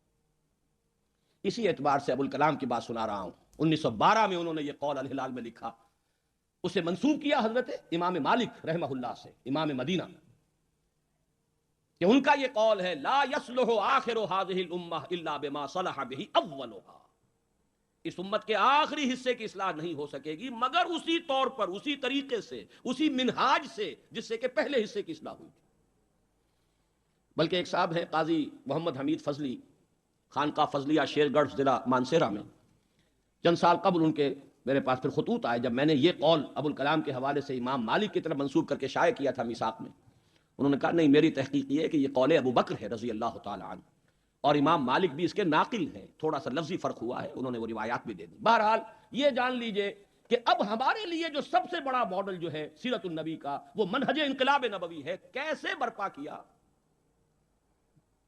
اس کی وجہ کیا ہے؟ دیکھیے، ایک وجہ تو میں پہلے بیان کر چکا ہوں، پوری عالم انسانیت کی ضرورت ہے جسٹ سوشل آرڈر. اب دوسری وجہ خاص پاکستان اور پاکستانی مسلمان قوم کے حوالے سے سمجھ لیجئے. ہمارے لیے زندگی اور موت کا سوال ہے. اگر وہ نظام ہم نے یہاں قائم نہیں کیا تو یہ ملک نہیں رہے گا. دیکھنا ان بستیوں کو تم کے ویراں ہو گئی، تمہارے یہ محل اجڑ جائیں گے. نہیں کہا جا سکتا کوئی جنا پور بنے یا سندھو دیش بنے اور پنجاب پر سکھوں کی حکومت دوبارہ آ جائے، جو انگریزوں نے سکھوں سے لی تھی پنجاب کی حکومت، اور سرحد کا علاقہ جائے ادھر پختونستان کے ساتھ. سوویت یونین جیسے ڈس اپیئر ہو چکی ہے دنیا کے نقشے سے، ایسے پاکستان کا وجود، پاکستان کا نام ڈس اپیئر ہو جائے، اس لیے کہ کوئی اس کے لیے جواز نہیں ہے باقی رہنے کا.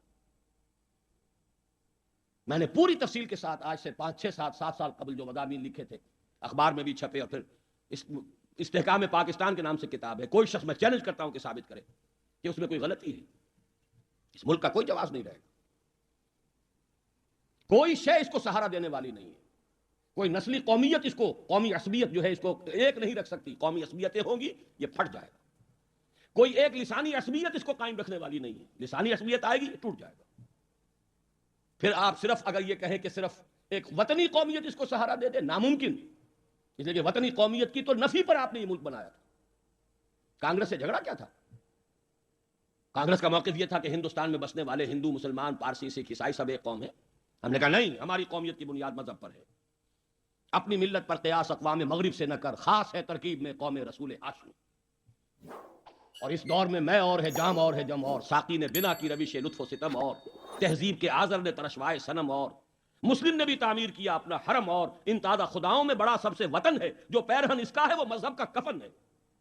مصور پاکستان تو یہ کہہ رہے ہیں. بہرحال پوری تفصیل پڑھی ہے استحکام پاکستان میں. تو ہمارے لیے تو یہ لائف اینڈ ڈیتھ ایشو ہے. اگر یہ نہ ہوا، 2 لخت تو ہو چکا. وہ تو ہوئے بھی 20 برس ہو چکے، 22 برس ہو چکے، 21 برس ہو چکے. نوٹ کر لیجئے، جس منزل کی طرف پیش قدمی میں ہم نے 25 برس گزار دیے تھے قمری حساب سے، شمسی حساب سے 24.25 برس تھے.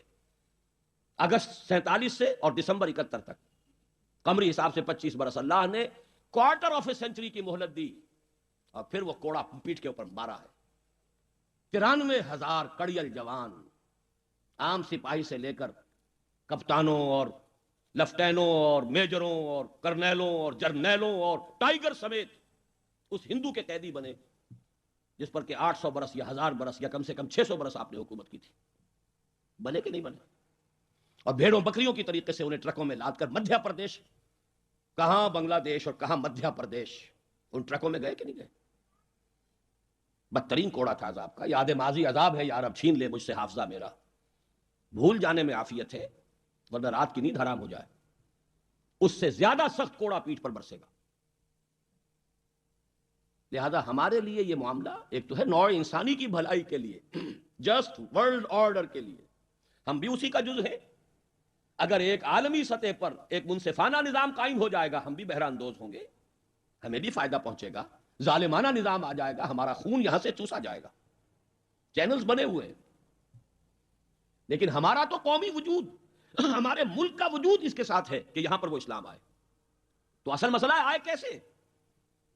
ہمارے لیے سیرت النبی کی سب سے بڑی رہنمائی منہج انقلاب نبوی ہے. اس کی وجہ کیا ہے؟ کہ ایسا نہیں ہے کہ یہاں کام ہو نہیں رہا. میرے نزدیک صرف یہ ہے کہ مختلف طبقات، کوئی کسی پہلو سے منہج نبوی سے ہٹ گیا ہے، کوئی کسی پہلو سے منہج نبوی سے ہٹا ہوا ہے.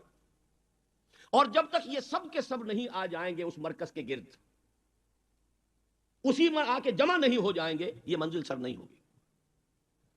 ہمارے سامنے ماڈل ہے، یا تو الیکشن کا ماڈل ہے، اس سے کوئی تبدیلیاں آ جاتی ہیں، یا پھر ٹیررسٹ ایکٹیویٹی ہے، کوئی گوریلا جنگ ہے، کوئی سیبوٹاج ایکٹیویٹیز ہے. دنیا میں یہی کچھ ہوتا. آخر آزادی حاصل کی تھی الجزائر والوں نے کیسے کی تھی؟ یا اور دنیا کے اندر تبدیلیاں آتی ہیں. آج کشمیر میں مسلمان کیا کر رہا ہے؟ یہ کیوں کر رہا ہے اس طور سے؟ اس لیے کر رہا ہے کہ اس کے سوا کوئی ماڈل سامنے ہے ہی نہیں. کنٹمپریری ماڈلز تو یہی ہیں، ہم عصر ماڈلز یہی ہیں. یا پھر مشنری ورک کا ماڈل موجود ہے. عیسائی مشنریز کہاں سے کہاں تک پھیلے ہوئے، کتنا لمبا چوڑا نظام ہے. ہم ان ماڈلز کی پیروی کر رہے ہیں. کوئی ہم میں سے مشنری ماڈل کو لے کر چل رہا ہے نیک نیتی سے، خلوص سے. گھروں سے باہر نکلتے ہیں، راتیں باہر گزارتے ہیں، اپنا بستر اٹھایا ہوا ہے کندھے پر اور گاؤں گاؤں جا رہے ہیں. یہ کوئی مشقت نہیں ہے؟ کیا اس میں قربانی نہیں ہے؟ ماڈل کون سا ہے یہ؟ اسی طریقے سے جو لوگ الیکشن کے لیے محنتیں کرتے ہیں، بھاگ دوڑ کرتے ہیں، لوگوں کی جا کر بھیک مانگتے ہیں، لوگوں سے کنوینسنگ کرتے ہیں، پیسے خرچ کرتے ہیں، تو کیا محنت اور مشقت نہیں ہو رہی ہے؟ پھر جو لوگ فرض کیجئے، ابھی تو وہ مرحلہ ہمارے آیا نہیں ہے، اگرچہ اس کا اندیشہ موجود ہے اب، کہ فرض کیجئے کچھ لوگ مایوس اور بددل ہو کر اب ہتھیار اٹھا لیں، تو وہ ماڈل بھی موجود ہے. لیکن میں آپ سے عرض کرنا چاہتا ہوں، مجھے حضور کا ایک جملہ یاد آ رہا ہے. بڑا پیارے الفاظ ہیں، بڑے پیارے الفاظ. اس لیے کہ ایک عربوں میں ایک بدعت رائج ہو گئی تھی، نسی کا قاعدہ. قریش یہ کرتے تھے کہ جو حرام مہینے تھے جن میں جنگ حرام تھی، وہ اپنی مرضی سے آگے پیچھے کر لیتے تھے. جب ان کا جی چاہا جنگ کرنی ہے اور مہینہ وہ ہے محترم مہینہ، وہ کہتے ہیں اچھا اگلا اس سال جو ہے یہ 2 مہینے بعد ہوں گے. ان کا راج تھا نا، پروہت تھے، پورے عرب کے پروہت وہی، سارے بت وہیں رکھے ہوئے 360۔ تو حضور نے پھر جب حجۃ الوداع کا خطبہ دیا ہے تو اسی میں سورہ توبہ میں وہ آیات ہیں کہ نسی کا قاعدہ جو ہے آج سے منسوخ ہو رہا ہے، اور کچھ ایسی شکل بن گئی تھی اللہ کی طرف سے کہ ان دنوں میں حقیقت کے اعتبار سے بھی جو اصل مہینہ تھا ذو الحج کا، اسی میں وہ حج ہوا ہے۔ یہ سارے نسی مطلب ایک دفعہ نسی کر کے 2 مہینے ہٹایا، پھر آگے 2 مہینے اور ہٹا دیا، ہوتے ہوتے اس سال حجۃ الوداع میں بالکل صحیح جگہ پر وہ اشہر حرم تھے اور انہی کے اندر صحیح تاریخوں میں حج ہوا ہے۔ اس کے لیے الفاظ ہیں استدار الزمان، استدار الزمان کہیئتہ یوم خلق اللہ السماوات والارض۔ آج جب کہ یہ نسی کا قاعدہ منسوخ کیا جا رہا ہے تا قیام قیامت ہمیشہ کے لیے، زمانہ یعنی کیلنڈر اسی جگہ پر آ چکا ہے جس جگہ پر کہ اللہ نے اس کو پیدا کیا تھا جبکہ آسمان اور زمین کی تخلیق فرمائی۔ گویا کہ ہٹا ہوا تھا، یہ اپنے مرکز سے، اپنے محور سے، اپنے اصل ٹائم ٹیبل سے ہٹا ہوا تھا۔ آج یہ زمانہ ٹھیک وہیں آ گیا ہے۔ وہی بات میں عرض کر رہا ہوں کہ مختلف طریقے جو کچھ ہٹے ہوئے ہیں، کوئی کسی پہلو سے، کوئی کسی پہلو سے، اگر وہ اس منہج انقلاب نبوی پر آ کر جمع ہو جائیں تو واقعہ یہ ہے کہ دیکھتے دیکھتے یہاں پر حالات کے اندر تبدیلی آ سکتی ہے۔ اس اعتبار سے میرے نزدیک موجودہ حالات میں سیرت النبی کی اہم ترین رہنمائی منہج انقلاب نبوی ہے۔ دیکھیے میں آپ کو تجزیہ کر کے بھی بتا دوں، میں نام تو نہیں لینا چاہتا جماعتوں کے، ایک بہت بڑی تحریک ہمارے ہاں ہے، میں سمجھتا ہوں کہ والیوم کے اعتبار سے شاید ایسی کوئی تحریک دنیا میں اس سے پہلے کبھی وجود میں آئی ہی نہیں۔ نیکی کی تلقین ہو رہی ہے، گاؤں گاؤں پھر کر، بقریہ قریہ، بستی بستی، اپنا خرچ، اپنا کرایہ، اپنا کھانا، چٹائیوں پر سونا، مسجدوں میں راتیں بسر کرنا، نیکی کی تلقین، امر بالمعروف، فضائل کی تلقین جتنے بڑے پیمانے پر ہو رہی ہے تاریخ انسانی میں اس کی کوئی نظیر نہیں۔ 20 25 لاکھ کا مجمع، پاکستان میں تو 10 لاکھ سے زیادہ نہیں جاتا ہے مجمع، لیکن ہندوستان میں بھوپال میں 25 لاکھ کا مجمع جمع ہوا۔ ٹونگی مشرقی پاکستان جو بنگلہ دیش ہے 25 لاکھ کا مجمع جمع ہو جاتا، اتنی بڑی تحریک، لیکن صرف نیکی کی تلقین ہے، اس میں بھی عبادات، اتباع سنت۔ اس سے آگے بڑھو، ایک قدم آگے بڑھا لیں، امر بالمعروف کے ساتھ ساتھ نہی عن المنکر بھی تو کریں۔ قرآن میں جہاں آیا ہے دونوں چیزیں جڑی ہوئی آئی ہیں، کنتم خیر امۃ اخرجت للناس تأمرون بالمعروف وتنہون عن المنکر وتؤمنون باللہ وَلْتَكُن مِّنكُمْ أُمَّةٌ يَدْعُونَ إِلَى الْخَيْرِ وَيَأْمُرُونَ بِالْمَعْرُوفِ وَيَنْهَوْنَ عَنِ الْمُنكَرِ وَأُولَٰئِكَ هُمُ الْمُفْلِحُونَ۔ یا بنی اقم الصلاۃ وامر بالمعروف وانہا عن المنکر واصبر علی ما اصابک ان ذلک من عزم الامور۔ 10 مقامات قرآن مجید میں ہیں جہاں یہ امر بالمعروف کے ساتھ نہی عن المنکر بھی ہے۔ ٹھیک ہے، آپ تشدد نہ کریں، آپ طاقت نہ استعمال کریں، آپ زبان سے تو کہیے، من رأى منکم منکرا فلیغیرہ بیدہ فإن لم یستطع فبلسانہ فإن لم یستطع فبقلبہ وذلک اضعف الایمان۔ تم میں سے کوئی شخص بدی کو دیکھے، برائی کو دیکھے، اس کا فرض ہے کہ اپنے ہاتھ سے طاقت سے روکے، اگر اس کی طاقت نہ رکھتا ہو زبان سے تو روکے، اس کی بھی ہمت نہ ہو تو دل میں نفرت تو رکھے۔ ہمیں یقین ہے دل میں نفرت ہے، لیکن یہ کہ اگلا قدم بڑھائیں، زبان سے تو کہیں، باز آؤ حرام خوریوں سے، ختم کرو اس سود کے نظام کو، کہو تو صحیح خدا کے بندو۔ یہ کیا ہو رہا ہے؟ آپ نے دیکھا ہوگا وہ نہی عن المنکر ہی کے لیے، اور وہ بھی زبان ہی ہے۔ آپ نے دیکھا ہوگا وہ اشتہار جو میں نے شائع کیا ہے کہ اخبار والوں سے اپیل کی ہے، خدا کے لیے شرم کرو، صرف پیسوں کے لیے اور صرف مفاد کے لیے یہ رنگین ایڈیشن اور خواتین کی تصویریں گھر گھر پہنچائی جا رہی اور ایک سے ایک آگے جا رہا ہے، مقابلہ ہے، کون زیادہ کلیئر پکچر شائع کر سکتا ہے، کون اس سے زیادہ آگے جو ہے شہوت انگیز تصویریں شائع کر سکتا ہے، سارا مقابلہ اس میں ہو رہا ہے۔ اور ایک دفعہ میں نے ایک صاحب سے کہا تھا، میر خلیل الرحمان صاحب فوت ہو گئے، ان سے میں نے کہا تھا خدا کے لیے آپ سوچئے، دولت کے اتنے انبار آپ کے پاس ہو چکے ہیں، آپ ایک بڑی اسٹیٹ کے مالک ہیں اس وقت، کیا پیسہ ہی ہے؟ آخر موت بھی تو آنے والی ہے۔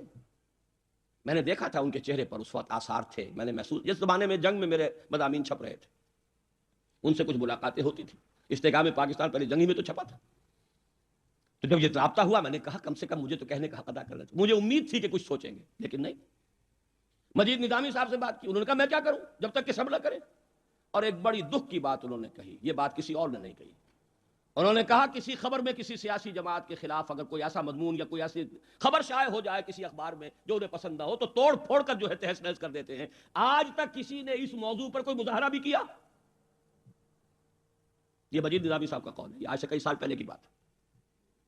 میں نے اب اشتہار شائع کیا ہے، وہ بھی بعض اخبارات تو اسے شائع بھی کرنے کو تیار نہیں تھے، پیسے لے کر بھی شائع کرنے کو تیار نہیں. بہرحال وہ جو طاقت ہے، تقوی، تدین، تعداد بہت بڑی ہے.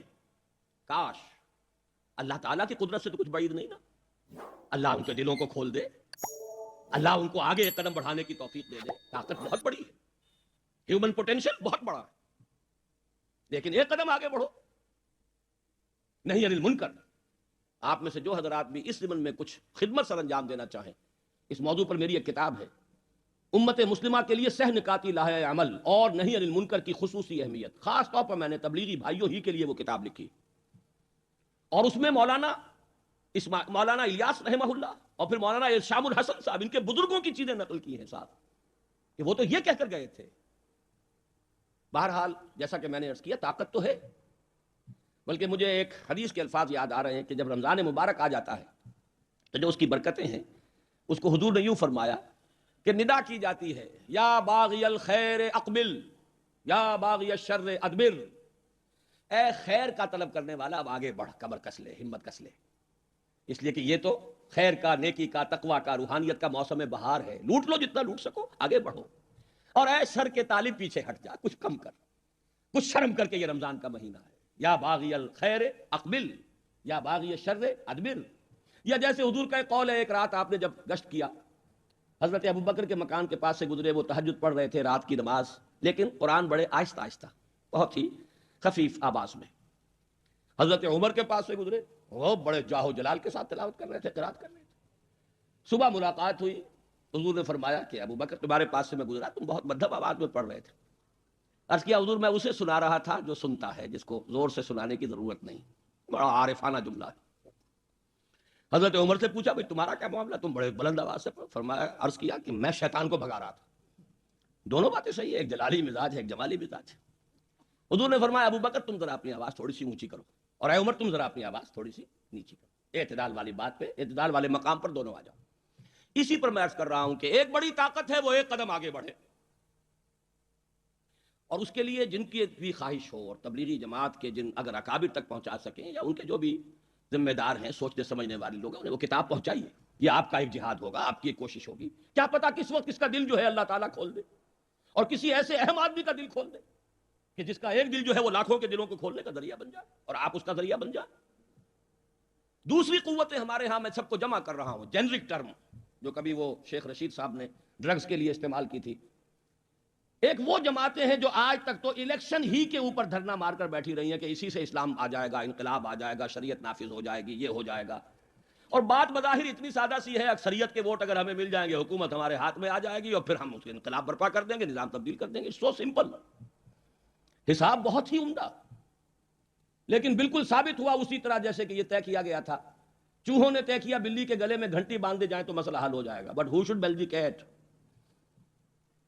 وہ 45 برس تو بیت گئے. سن 51 میں پہلا الیکشن ہوا تھا، تو کم سے کم 41 برس تو بیت چکے. چلو کہ وہ منزل ابھی نہیں آئی. اس پر مجھے اس وقت کچھ کہنے کی ضرورت نہیں، اس لیے کہ میں یہ دیکھ رہا ہوں کہ اکثر وہ جماعتیں جو اس راستے پر عمل پیرا تھی اب خود مایوس ہو چکی ہیں. درد کا حد سے گزرنا ہے دوا ہو جانا. آئی جے آئی نے آخری مہر ثبت کر دی ہے کہ اس راستے سے تو کچھ نہیں ہو سکتا. اب اس سے آگے اور کیا ہوگا؟ اتنا سالڈ مینڈیٹ کبھی ملے گا؟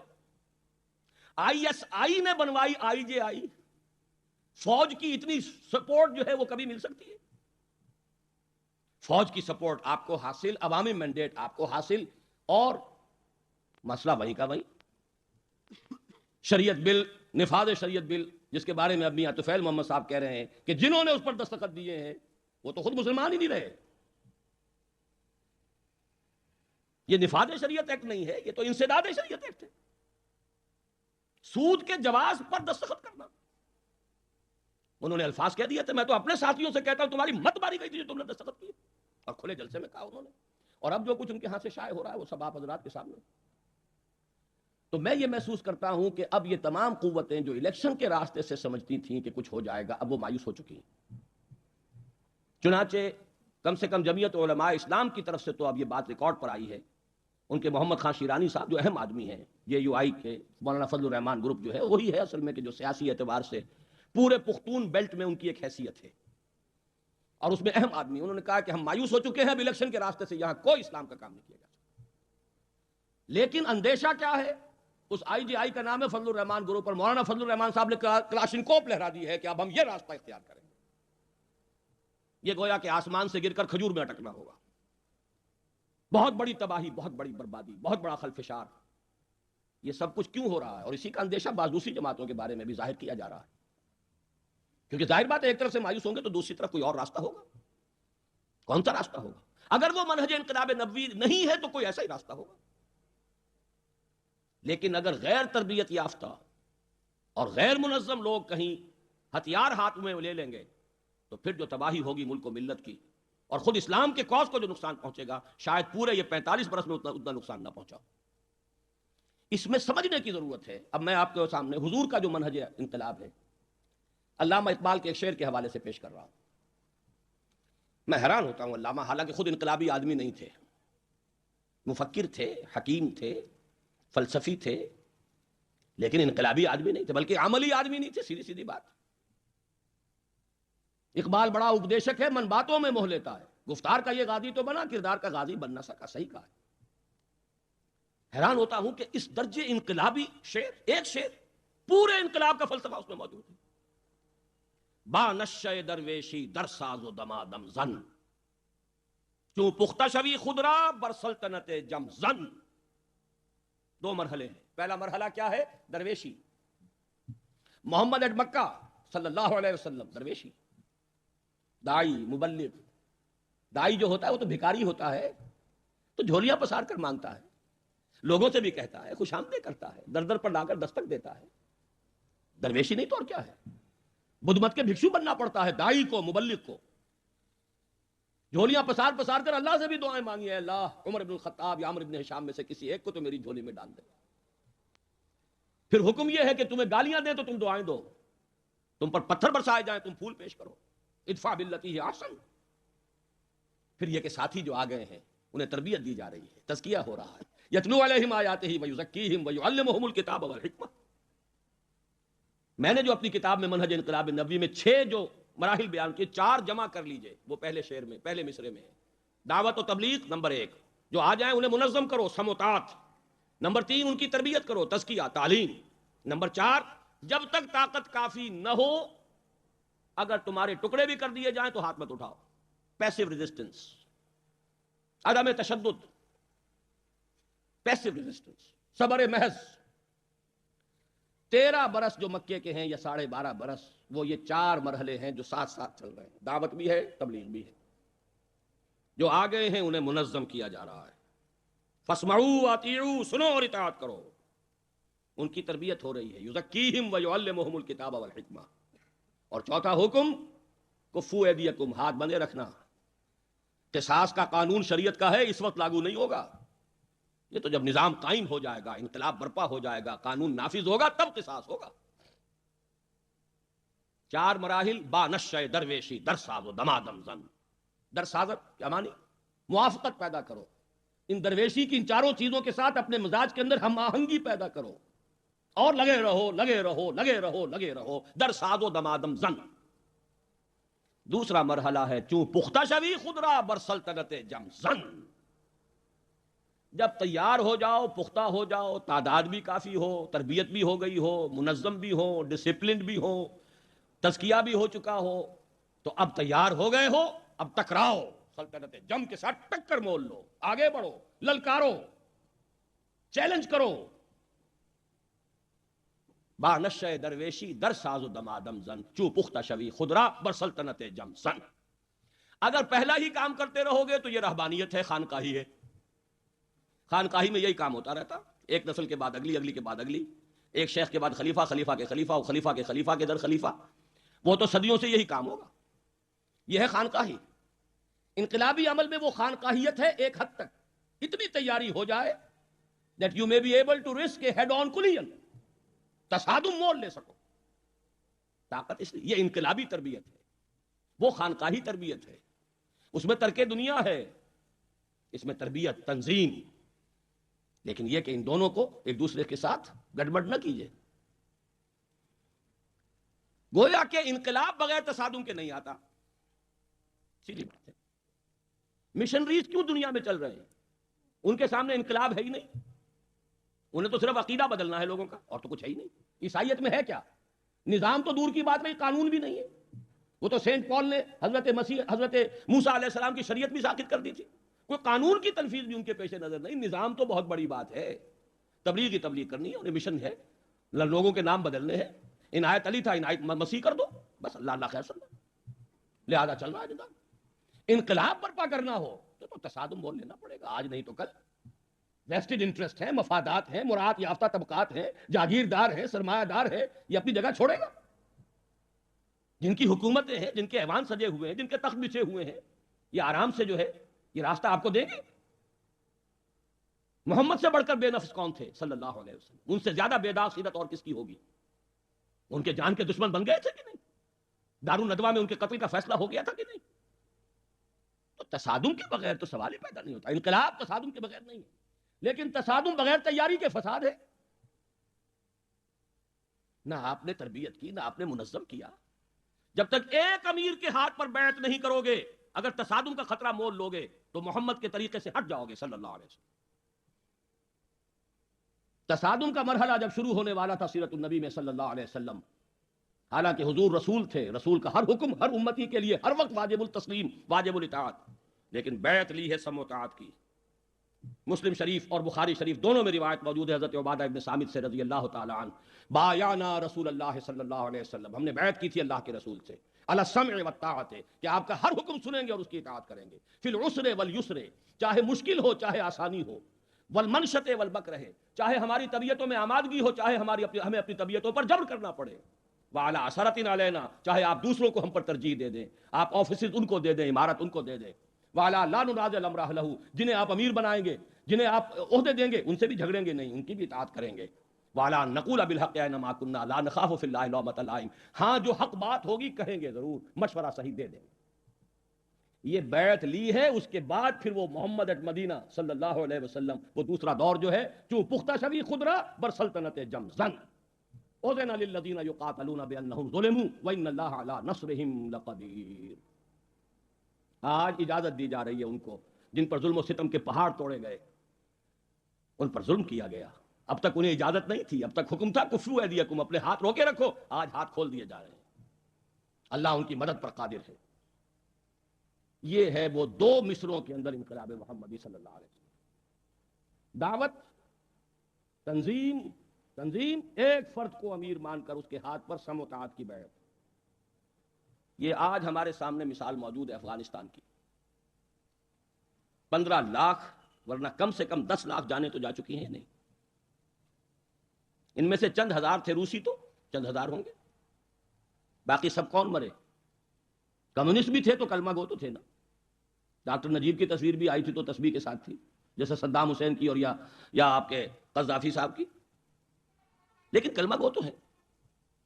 مسلمان ماؤں کا دودھ پی کے جوان ہوئے ہیں. مارے گئے 10 لاکھ، شہید ہو گئے، تو یہ جو بھی کہیں آپ انہیں، اسلام نہیں آیا. ابھی کیا ہوگا؟ بلکنائزیشن ہو، ابھی خانہ جنگی چلے، کیا ہو کچھ نہیں میں کہنا چاہتا، لیکن یہ ہے کہ یہ مثال ہے ہمارے سب. کیوں؟ گروپس میں تھے، ایک شخص کے ہاتھ پر بیعت نہیں کی تھی. اگر ایک شخص کے ہاتھ پر بیعت ہوتی، ایک ڈسپلن ہوتا، تو جلال آباد پر پہلا جو حملہ ہوا تھا اسی میں فتح یقینی تھی. اور پاکستان نے یہی کہا تھا کہ آپ ایک شہر تو لے لیں پھر آپ کو ریکگنائز کریں. لیکن وہی فتح، اور سب کو معلوم ہے کہ آپس کے اختلاف کی وجہ سے. السلام علیکم سامعین، ڈاکٹر اسرار احمد صاحب کے مزید بیانات سننے کے لیے ہمارے چینل صدائے ایمان کو سبسکرائب کیجیے.